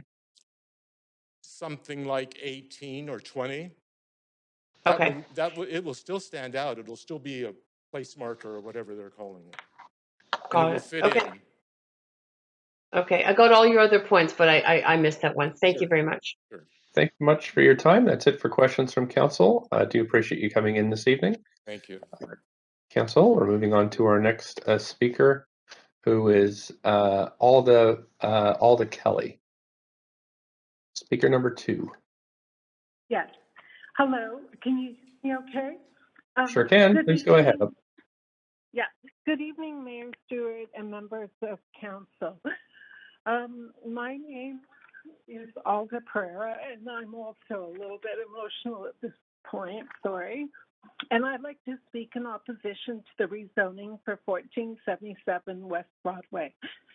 I have lived most of my adult life in the South Granville community and have witnessed the consequences of poor planning and lack of public amenities in this neighborhood. The way in which this project has proceeded with such lack of transparency has motivated me to speak up, so this is my introduction into a public hearing. My first question, and that of many others I have spoken to, is why is this site located at one of Vancouver's most major intersections not being processed as part of the Broadway plan? It has been a stealth-like process to date. I live 1 block away from the site, but I was not aware of the rezoning application until the fall of 2021, although it has been in the works of the city for several years. I want council to hear this loud and clear, that at a private meeting in November with our neighboring Strata Council and PCI representatives, PCI admitted to having already installed structural footings for a 39-story tower on site. I don't understand why this is allowed or why PCI bothered to put together an application for a 5-story building with 6 stories of underground parking. Was that for the structural purposes? As recently as a month ago, the development site at the site displayed the 5-story building without any indication of the rezoning for the 39 stories. This further misleads and decays public confidence. To expedite the South Granville subway is council and staff's easy answer to why this is going ahead of the plan. I hope council realizes you'd be actively dismissing the integrity of consultation and process with a 39 nondescript tower to which this neighborhood has never seen comparable heights. Myself and many friends and neighbors I've spoken to about this rezoning don't understand why we would bother providing feedback into the Broadway plan when a tower of these proportions is being pushed through before the plan's process has completed. This precedent will likely trigger spot rezonings for other projects in the future. As a Vancouver resident, voter, and constituent, I feel totally helpless in the way the process has unfolded. The avenues we are given are not even abided to. We have completely lost faith in city process and engagement. Secondly, to the issues with process, I believe the South Granville Village would forever lose its views in favor of this tower that is being fast-tracked, because the city is rushing to build a subway, and the city simply can't say no to PCI because it is responsible for most of Vancouver city buildings. It doesn't matter what consultation processes or policy are put in place. It seems PCI can propose whatever they want for the station site. I implore council to ask the right questions this evening because it will show your constituents whether engagement and consultation truly matter to you. We would also like you to consider the community in which the tower is to be inserted. The Broadway plan will be considering the impact on social and cultural integration into the areas. Why is our community not being afforded the same consideration as other neighborhoods? Apparently, the Broadway plan is proposing that the village along Granville Street be contained to low-rise buildings, 2 stories. How can that possibly be integrated alongside a 39-story building? I have worked on many developments in the city, and I know that 39 stories on a rise is very problematic from a topographical perspective and will completely compromise Vancouver's skyline as it is a gateway into the city core. It is massed on the very edge of the street, which begs the question as to why this was allowed when it is always a consideration for most everywhere else. I believe we are only getting part of the picture here. Thank you. We're at the 5 minutes, but you do have a question from Councillor Kirby-Young. Yeah, thanks, Mayor, and thanks for speaking to council. I have one question for you, and you had mentioned a concern about a lack of public amenities. I think we're going to hear quite a bit about that. It's becoming an increasingly bigger issue across the city. I'm wondering if you can tell us what you think is the most lacking in terms of which specific amenities in the area. Like, is it parks? Is it community centers? Is it libraries? Or something specific that you're referring to when you reference that? Well, the only public amenity we do have is the library, and as somebody did mention, it's a very small library. I used to go. That was the only public amenity that I could think that was in the neighborhood when I was raising my daughter here. And there are parks. We have to travel a certain way for them, but there's no childcare. There are no schools. So I just don't understand how you can insert towers of this size without adding any of those facilities for the public to the public realm. Okay, no, that's helpful. It's helpful to hear, having lived in the area, what you feel the gaps are. So thank you for that. I appreciate it. Thank you. That's it for questions for you. So thank you so much for calling in tonight, and I'm going to move to the next speaker. Thank you. Next speaker is speaker number 3, Mira Orrick. Thanks very much. Can you hear me? Sure can. Up to 5 minutes, please. Super. Thank you. My name is Mira Orrick. I'm a resident of the city of Vancouver, and I'm really pleased to be the first person tonight speaking in strong favor of this project. I know there will be many to follow. I want to say that I grew up not far from here. I've worked and spent a lot of time in this neighborhood in Fairview. My parents lived 2 blocks away in a tower, not that much shorter than this one, and it's an amazing community of people of all ages, including dozens of families that live in the building. I really believe this building would be no different. This is where density should be. There's no displacement. It's a busy corridor. There's towers in the neighborhood. Of course, there's transit. There are so many, many people who live in Vancouver who want to live like this. I urge you to give them this opportunity.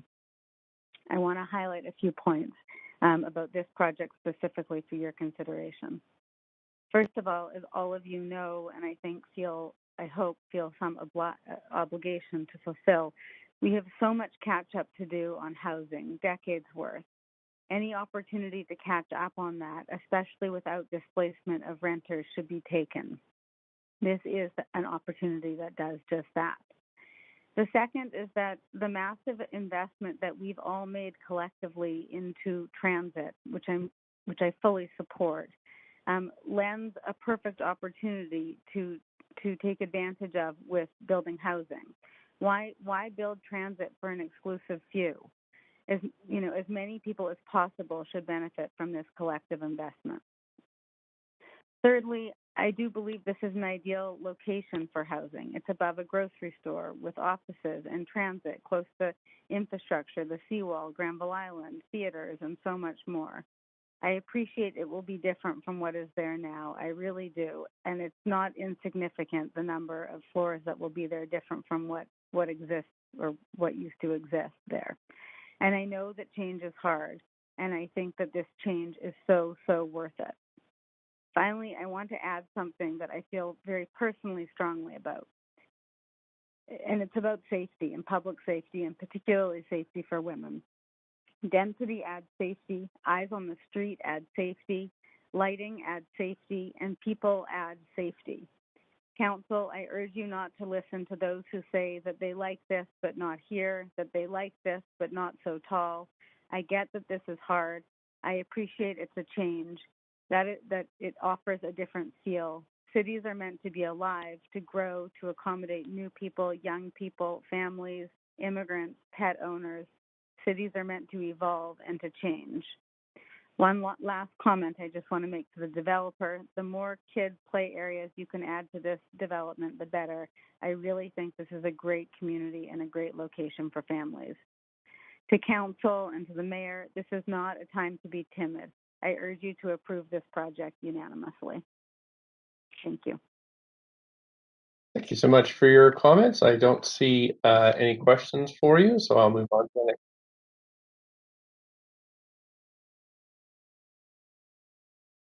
Thanks again so much. Council, the next speaker is speaker number 4, Lachlan Annis. Speaker 4 is not on the line. Thank you very much. We have speaker number 5, Justin Pollard. Hi there, can you hear me? Sure can, up to 5 minutes whenever you're ready. Okay, hello Mayor Stewart and Council. My name is Justin Pollard, and I'm calling in tonight as a local resident that's in favor of this project. Currently, I live at 8th and Laurel, a short walk from this project. I'm honestly surprised that the project is controversial. It is exactly what is needed for this location and conforms with the vision shown in the draft Broadway plan. The combination of retail, office space, rental residential, moderate income homes, and integrated transit will create a lasting positive change for the neighborhood and for those who live or work in the building. We are in the midst of a housing crisis and need new purpose-built rental as soon as possible. This project provides 223 much-needed rental units. In my opinion, this is a marquee location in the city of Vancouver. We have the opportunity for something special, which I think the proposal represents. It would be disappointing to see a subpar project at the entrance to downtown Vancouver. The project is above a transit station. Density and height at this location seems like the logical choice. Lastly, in my opinion, West Broadway in its current form is not inviting or activated. This project would be a much-needed catalyst for improvements to West Broadway, which, as a local resident, I'm excited for. In conclusion, I support desperately needed rental housing, density at transit, delivery of community amenities such as the proposed new grocery store, and great design. I hope you do too. Thank you. Thanks so much. I don't see any questions for you, so we will move to the next speaker. Council, next speaker is Cameron Fleming. Speaker number 6, Cameron Fleming. Speaker number 6 is not on the line. Thank you very much, clerks. I will mark that. Okay, we have Mateo Mueller. Speaker number 7, Mateo Mueller. No, speaker number 7 is not on the line. Thank you. We have speaker number 8, Jack Barr. Hoping I'm on the line. Hi there. Hi, Jack Barr. Just need to know if you're a resident of Vancouver. I certainly am. Great. Okay, please go ahead. Up to 5 minutes. Very good. Good evening, Mayor and Council. My name is Jack Barr. I'm a 58-year-old businessman in the commercial and real estate industry, and I'm born and raised Vancouverite, and I'm speaking in support of this project. For 50 years, I've lived no more than 1 to 2 kilometers from this proposed site, and I've also worked 2 blocks from it for 40 years. In addition to my business endeavors, I've wanted to share some comments as the current president of the Vancouver Masonic Center Association. I hope you recall we completely did a rezoning process, and it was the CD1 just to the north, as referred earlier to in this meeting. And that was the property at 1463 West 8th Avenue. At that time, we'd obtained an unprecedented 6.1 FSR, which netted us 18 stories. And with the help of funding from BC Housing, our site now delivers some 150 affordable market and rental homes, along with the supporting commercial uses, including bistro, community amenity spaces for our 300-person banquet hall for the community, and new not-for-profit space for the association. We're proud of this project and proud to be actively open and operating again in this neighborhood. That's 150 units and 18 stories. I know this project is looking at about 223, and it is definitely higher at a proposed 39 stories. You know, beyond addressing the missing middle housing and proposing 100% units, if approved, PCI will include 20% of their units as moderate income rates. This will complement our facility as well. Furthermore, the neighborhood amenities included in this proposal cannot be denied. The South Granville area desperately needs an accessible grocery store. The residents who will soon be living in our building won't likely have cars. Having a station within a few minutes walking distance is a game changer for many. I'm extremely familiar with the proposed Broadway plan and applaud its goals as we see an indispensable infrastructure asset in the subway line come to fruition by the end of 2025. We are aware that the population of the Greater Vancouver area is likely going to increase by 1 to 1.5 million people in the next 15 to 20 years, and now is the time to start preparing for it. Safe, efficient, and convenient transportation is the key to a thriving economy. Without the Transcontinental Railway coming to BC and linking our country together 135 years ago, Vancouver wouldn't be what it is today. And we talk about relevancy with Metro Towns, South Cambie, and Brentwood. We see how SkyTrain and subway stations transform neighborhoods, and those projects are in the 49 to 56 to now 65 stories. So this, in a certain relevancy, pales at the 39 stories. Yes, density is scary to some people, but for Vancouver to grow properly and to have appropriate living accommodation in these important commercial nodes, this is density that's a necessity.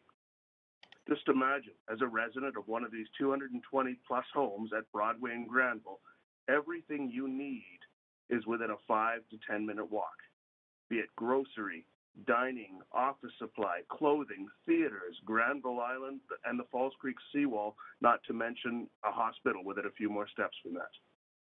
If it isn't close to walking, you have buses running north and south on Granville Street and the subway east and west. You're 2 blocks away from the 7th Avenue bike lane system. These residents that will be renting here don't need vehicles. The future of Vancouver is now. Let's not only think about what we need today, but also the city's needs in 40 years from now, and to build it right. I want to acknowledge Council for allowing this proposal to move forward ahead of the Broadway plan. Obviously, nobody could have foreseen the impacts of the pandemic, and the delays to the plan's approval are unfortunate. I'm happy to see this project aligns closely with what has been released to the plan today, and I think it'll be a great addition to Vancouver as a whole. Thank you for your time, and I hope you vote in favor of this project. Thanks so much. There are no questions for you, but thank you. Appreciate you calling in this evening. I'm going to move to the next speaker, Council. We're just at 9:40, so just 20 minutes left in this meeting. We have next Reza Diddy, speaker number 9. Hello, hi. Hi there. Mayor and Council. Yep, up to 5 minutes. Please go ahead. Right. All right. I'm going to keep my comments brief, as you've heard from many others like me. In my view, this is a great residential and commercial proposal on rapid transit. I personally can visualize myself shopping at the grocery store and frequently checking out the retail space, as I am a commuter in the city. It's great to see the additional density proposed here, since the last iteration was only 5 stories. I think vote for this proposal as a vote for a more walkable and denser future in Vancouver. Yeah, thank you. Thanks so much for your time tonight. There are no questions, so I'm going to move to the next speaker. We have Molly Kavanaugh, speaker number 10, Molly Kavanaugh.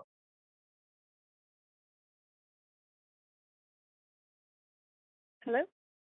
Hi there. You Hello? have up to Okay. hi there. You have up to 5 minutes whenever you're ready. Thank you. Hello, Mayor and Council. Thank you so much for the chance to speak tonight. I'm a local resident, and I live just up the street on 11th Avenue, and I'm also in favor of this proposal. When my husband and I first moved to Vancouver, we lived just west of this site at Pine and 12, so I know the area very well. I've taken money out at the former RBC building. When my husband was at UBC, we both used the 99 to head down Broadway, and we often would run out to Mine Heart for some last-minute groceries. When I heard about the station for the Broadway subway was going to be on this corner, I was thrilled. I think it's a perfect location and an easy zip to downtown and well connected to the existing transit network. I hope that the city would consider adding residential to this corner. And when I saw that the proposal by PCI, it was exactly what I was looking for. I imagine the height is a sticking point for some people, but if you take the SkyTrain out to get to almost any other municipality when you get off, you'll see higher towers than this one being proposed. Why shouldn't we be following suit? Density at transit seems to be the way of the future, and the tower is so narrow so it doesn't obstruct much of the view, in my opinion. I currently live in a rental home with my husband and my dog, and recently we've been trying to find another slightly larger space for us to grow into, and it's been really hard. Every viewing that we go into is extremely competitive. Ideally, I'd love to stay in this neighborhood that I love. There simply aren't enough homes in Vancouver to make looking for rental housing anything but stressful, and trying to find a home that allows pets is impossible. I love that PCI has a policy of being pet-friendly in all their rentals. This project also reserves 20% of the units for moderate income earners. As a teacher, this is really great to hear. It's actually relatively easy to get a job as a teacher in Vancouver, but once you get out into other municipalities, it's very competitive. The reason for that is obvious. It's too expensive to live here on a teacher's salary. I feel thankful that I come from a two-income household for this reason. These units will address this missing middle, and approving this project will be some welcome words of encouragement to fellow teachers from City Council. Really, I don't see much reason not to approve this project. The grocery store will be happily used by many residents, workforce, people taking transit, and the rental housing is obviously needed. If we don't put it here, then where else? Thank you. I hope that you consider voting in favor of this project. Thank you so much. I don't see any questions from councilors for you, so I'm going to move to the next speaker, but appreciate you phoning in tonight. Thank you. Thank you. We have Tony Papajohn, speaker number 11.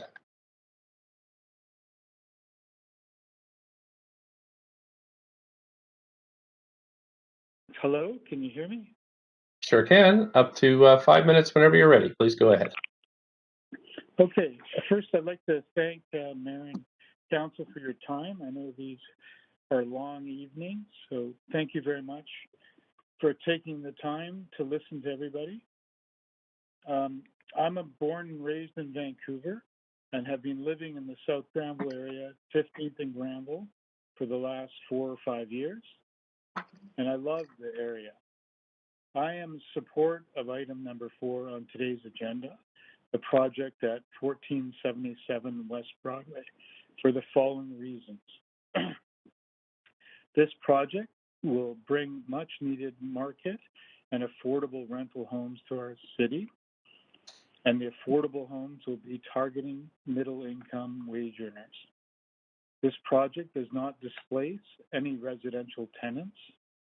This project will bring more new residents and workers to the area to support the businesses and services that are here. This project will add much needed grocery store to our neighborhood. This project is located on a major transit system and is very close and accessible to our downtown, Vancouver General Hospital, the office corridor of Broadway, and close to University of British Columbia. This project will also create hundreds of well-paying jobs during its construction, a very important factor for our city and for us emerging out of the pandemic. I,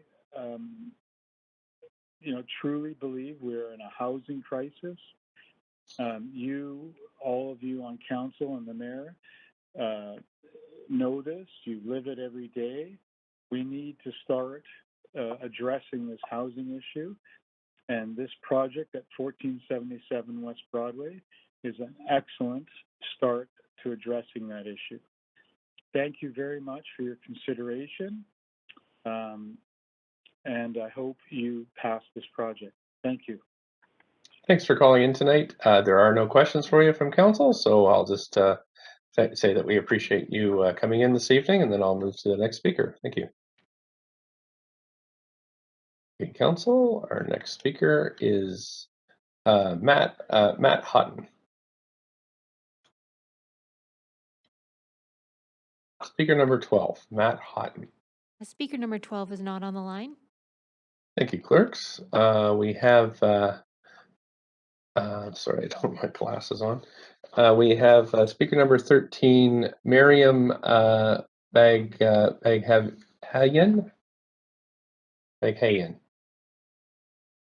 Hi, can you hear me? Sure can. Thanks for calling in. You have up to 5 minutes to speak to council. Okay. Good evening, Mayor and Council. I'm trying to just make it very short and brief. My name is Mariam, and I want to share my support for this rezoning as a student and renter. I appreciate that the city is prioritizing density and transit stations. It simply makes sense for people to live and work on transit. I have recently had to deal with my landlord attending to 20% rent increase. I believe that renting from a larger builder will ensure that things like this don't happen and would give me peace of mind. I don't own a car and use transit frequently, so living somewhere like this, especially in a below market, would be ideal for a student like myself. I'm hoping you'll vote to approve. Thank you for listening. Thank you for calling in. I don't see any questions for you, so I am going to move to the next speaker. Probably have enough time for 2 more speakers. Clerks, we have speaker number 14, Brian Palmquist is listed as in person. Is Brian Palmquist speaker number 14 in the chambers? Yes, he is. Great. Okay. And then we also have Stephen Boas listed as in the chambers, speaker 15. Is he there as well? Yes, he is. Okay. So council, I suggest we try to get through these 2 speakers since they are in person, and then call it a night. So Brian Palmquist, please go ahead, up to 5 minutes. Thank you. I've been a Vancouver resident for 47 years. I thank you for the opportunity to speak in opposition to the proposed spot rezoning at 1477 West Broadway. This proposal was introduced and moved forward to this point on the basis that it's consistent with the as yet unapproved Broadway plan. So I'm going to focus on that context. Next slide, please. The Broadway plan proposal stretches across parts of Kitsilano, Fairview, and Mount Pleasant neighborhoods, but not all of them.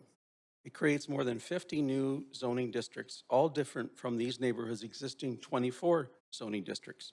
It's taken me some time to unravel the overlaps, the many new zones, etc. In this diagram from the Broadway plan proposal, the location of 1477 is noted in the smaller white box center left in the diagram. The slightly larger white box are the limits of the modeling that Stephen Boas and myself have undertaken. Next slide, please. The Broadway plan is described in 54 boards. This illustration is just a portion of one board, including parts of 2 of the 25 proposed new zonings for Fairview.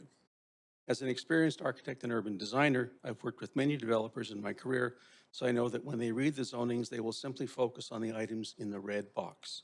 How much can I build and how high can I go? There's nothing wrong with that focus, but it informs the models that follow. Next slide, please. The applicant's proposal is for a 39-story mixed-use building. Their own context diagram suggests what the surroundings of that building might look like. This forms one of the bases for our modeling. Next slide, please. The area in silver is the area of the Broadway plan centered around 1477 in the white box that we modeled. I identified what the plan would permit within the silver area. Those are the red-lined white boxes. The red-lined light gray boxes around 1477 are the positions of additional buildings suggested in the applicant's submission. From this information, Stephen created the images that follow. Next slide, please. Here, the existing buildings around 1477 include the recently approved 2538 Birch, as well as the 1395 West Broadway project currently under consideration by planning. It wasn't until I saw this model that I realized the only green space in the area is the Vancouver School Board's backyard at Fir and 10th. Next slide, please. We next modeled what the proposed Broadway plan would permit in this area. I call this the developer view. What this shows includes more than 60 high-rise buildings in the study area from Burrard to Alder, 7th to 12th, ranging from 20 to 40 stories. 15,000 new apartments in addition to 1477's 200 plus. And this equates to an additional 25,000 new residents in the area that we've modeled as compared to a current total population of 33,000 in all of Fairview. That's about 1,000 new residents in each of the study area's residential blocks. Next slide, please. This view from about 40 stories in the air looks north up Granville Street. The north-south extent of the Broadway plan is actually twice what's shown here, but we stopped modeling at 12th Avenue because we ran out of time. The VSB's backyard is still in the picture, but now shaded most of the time by new high-rise buildings permitted on the south side of 10th and 1st Streets. Next slide, please. This view looks west along Broadway, including 1477 Broadway, as well as other buildings permitted by the Broadway plan. Time pressures limited our study area to only about 1/7 of the length of the Broadway plan from Clark Drive to Vine Street.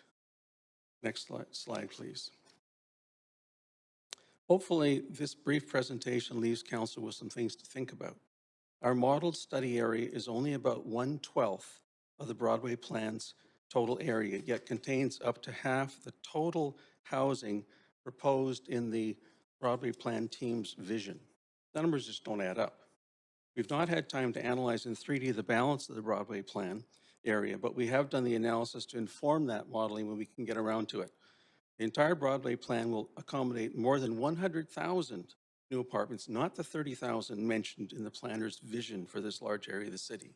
That 30,000 is mentioned as an aspiration, not a cap or a limit, which is worrisome.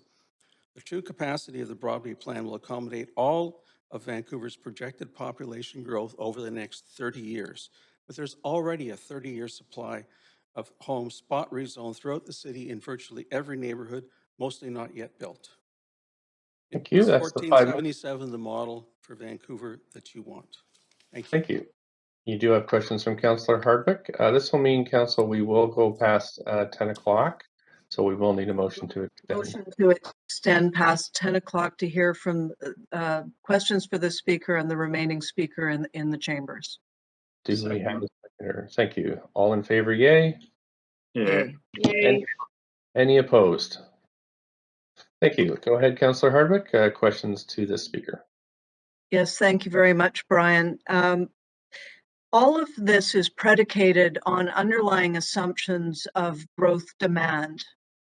And my understanding from what you just said is you've done something that I've been trying to get staff to do for the last 3 years, which was to provide accurate and detailed housing data, including zone capacity, pipeline, etc. From your analysis, how many units are there currently in the pipeline in Vancouver? Given what is proposed for the Broadway plan, in excess of 200,000. There are about 60,000 that have been spot rezoned but not yet built.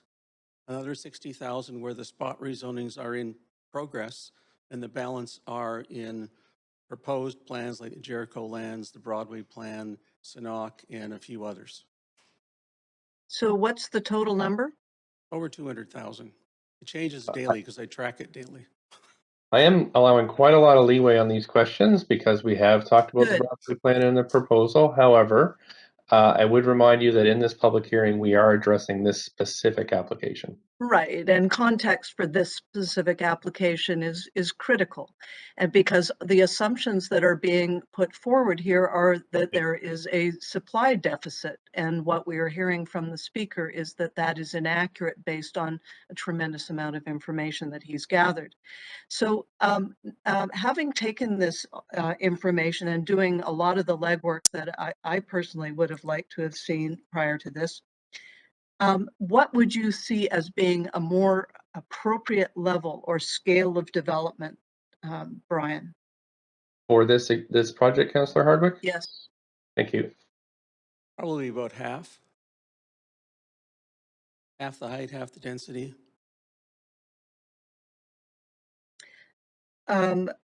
Okay, well, that's really what it boils down to, doesn't it? And I would look forward to having more of the detailed work that you've done provided to council. Thank you very much. Thank you. You do have a question from Councillor Carr as well. Councillor Carr? Yes, thank you. I've noticed that the towers you've got anticipated there are pretty closely packed. Have you thought at all about whether or not there might be a tower separation guideline? I mean, I live in the West End, and in the West End, it's limited at 2 towers per block, right? And so I'm just wondering what kind of limitations you put on the density that you've portrayed to us. That's a great question. Driven by this particular project. Right.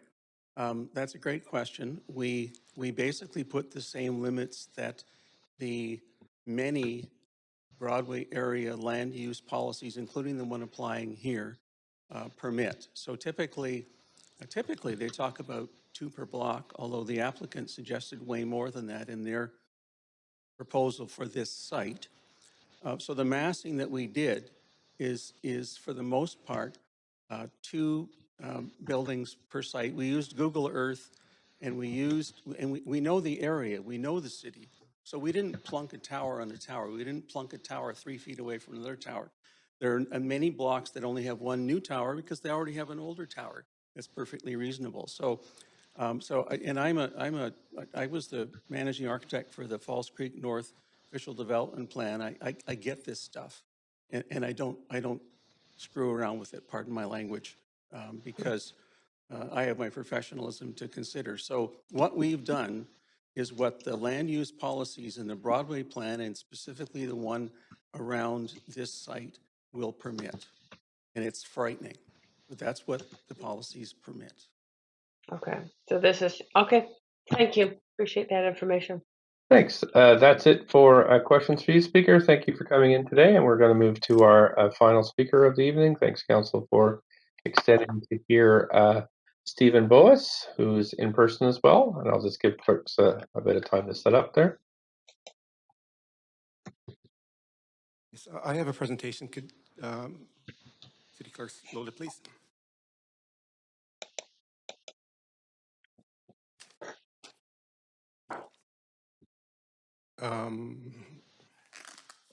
We're just waiting for clerks to... Yeah, and I have it so it's timed, so every slide should advance once every 7 seconds. You just have to press play. So please press play, and I will take it from there. Okay, whenever clerks are ready. Okay, I'll start your timer now. Thank you. Hi, my name's Stephen Boas. I have a degree in landscape architecture. I live in Vancouver. I'm opposed to this plan, and I'm actually personally affected. I work in Fairview, very close to site. If you look at the public consultation process, I sent in these 2 renderings to show the shadow impacts in October 28th on future Burrard Slovis Park, and they're pretty massive. It's not in the staff policy report. I did mention it, and planners have had these renderings. I've done some more rendering along with for Brian's work. This should be advancing every 7 seconds. So auto advance. I have set up the slideshow so it auto advances every 7 seconds, and it's not advancing. Clerks will probably just have to help you out with that, Okay. So please continue. No, I did program it to auto advance. That's okay. So this is the rendering of Burrard Slopes Park, and this is the shadow. of the far corner. All the buildings are going to be removed. You can see the $41 million that have been approved for the acquisition of land. This is the corner, 6th and Fur Park. And this would be shaded. It's currently a park. There's a bakery across the street. And you can see it would be shaded on October 29th at 10:30 a.m. And I actually took this photo at 10:30 on that day. So there is real sun there. I actually go to the park during the day to take a break, go to the cafe there. And these are some other photos from the same day or around that time, around 10:35. And if you look at the shadow, there is no tower in this rendering. And now I'm going to do a comparison with the shadows cast by the proposed rezoning at that time, October 29th, 10:35 a.m. And here's a before and after shot, so you can see what it looks like close to street level of the massing that's been proposed. This is a park in question. Some of the buildings to the left will be demolished as part of the Burrard Slopes plan, and there's the van play policy. This site, Southeast Granville Loop, would be impacted at the end of November. This is where the Broadway plan was, the plop tower. You can see the section, and I'll get to this a little bit later, but how there's a north-facing slope and the shadows are accentuated. This is the existing DP on the sign on the site, Granville. So let's do a comparison and see how big it is. So this is actually the RBC building with the lane that the city sold for an undisclosed amount. And the other building, it's been consolidated. That's the approved DP. I modeled that based on the drawings in the DP stage. And October 21st, 12:45 p.m. This is a tower massing. You can't see the top, obviously. And if the Broadway plan were to be built out as Mr. Palmquist has shown, well, you could get a situation like this in a few years if this is what council decides to go for. This is Granville Street looking north. Before and after of the DP and the tower rezoning. And, well, if the Broadway plan goes and Mr. Palmquist studies go ahead. And based on that, possible future build out for Broadway, looking east from around Pine, looking west from around Alder. This is, this is what's being considered here in the Broadway plan. And it would be, of course, huge impacts on affordable housing along 10th in the mature rental stock if this were to spread out. You can visualize this in 3D. I've got some examples. So you can do this in real time. This is September 30th at 4 p.m. The shadow diagrams are actually wrong. So this is a policy report, and I'll get to this a little bit later. And I did some shadow diagrams to get them right. You can compare them to the NOAA solar calculator. I will explain how that's done. These are my shadow renderings for September 21st, 4 p.m. But because of the north face of the slope, September 30th, you can see how much longer the shadow is already because it's accentuated, and you keep going to mid-October. And there you get even more shadow. And it's like really stretching, and we go to the end of October, and it's almost stretching to Falls Creek there. So this is where the existing C3A guidelines have really protected Fairview because of the slope. November 5th, 9/12. On the November 28th, you're getting to Granville Island. You do get across Falls Creek. And here's a winter solstice that wasn't included, but I've done the shadow diagram here for everyone's reference. Now back to the difference. You can see the comparison. I have this time for 5 minutes. Yes, but my timer says you have 10 seconds left. Yeah, so this is a photo that I've got going in from work, and then this is C3 guideline, and I've actually had the comparison in the staff report that those shadow diagrams are incorrect, and you can compare them for yourself with the NOAA solar calculator and see that what's been submitted in the policy report is not a correct shadow diagram. You do have questions from Councillor Hardwick. Councillor Hardwick, go ahead. Go ahead, Councillor Hardwick. You have up to 5 minutes for questions. Thanks, Steve. Amazing work, detailed, and this must have taken you a lot of time. This is all volunteer work, correct? Yeah, I am not paid for it. It took me hundreds of hours of time. In good faith, I submitted it. The input was ignored completely. Now, you've focused on shadow here. I mean, I'm struck by height and massing, but you've focused on shadow. Why is this so important? Why should we care? Well, I actually work very close to the site, and I use the future Burrard Slopes Park at 6th and Fur. I know how important that light is during the shoulder season. That's kind of after September 21st, going into October, and even to the beginning of November, where there are comfortable days to be outside. And it seems to break the van play guidelines completely. So And your concerns are really concerns about livability. Rather than we hear a lot of other concerns. People are we've heard a lot about housing. We've heard about effects of cement and concrete on GHG and climate change concerns. We've heard social concerns, but your concerns are really more environmental from a shadow perspective then. yeah, well, what I saw that Mr. Palmquist has really covered a lot of those questions about livability and numbers. I don't want to, repeat what he said. I agree with what his analysis. What I see this is a wholesale change to the character of Vancouver. So I don't see the need to go above 15 stories. You've got a nice 15-story tower at Fur and Granville just down the street block. And this is really setting a huge precedent for the Broadway plan, and it will completely change the nature of this area into a really dense downtown, like into a Dallas or something like that.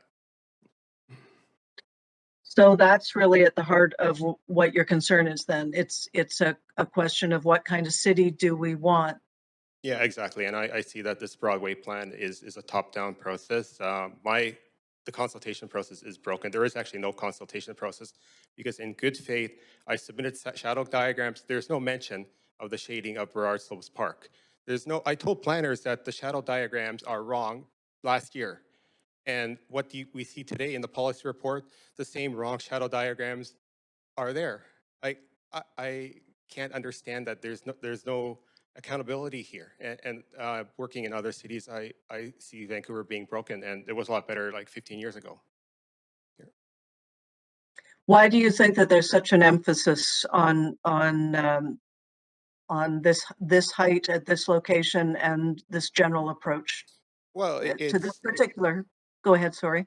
Yeah, no, this is essentially a real estate play. You've protected the livability of the Fairview slopes through the C3A guidelines meticulously for a number of decades, and now it's just a huge opportunity to win windfall profits in huge towers, and whether it's to sell it overseas or so on. But this is not for the benefit of Vancouverites. And I am a renter. I'm a renter. And I work there and I know the area. I love the area and I see all these empty storefronts. I see all this change and I really see it getting a lot worse now. Well, thank you for all the work that you do, Steve. Yeah, and I do have all the renderings here on my computer. So if any member of staff wants to look at it, they're more than free to do it. And I do work in the visual effects industry, which is CGI for movies, in case anyone was wondering what I do.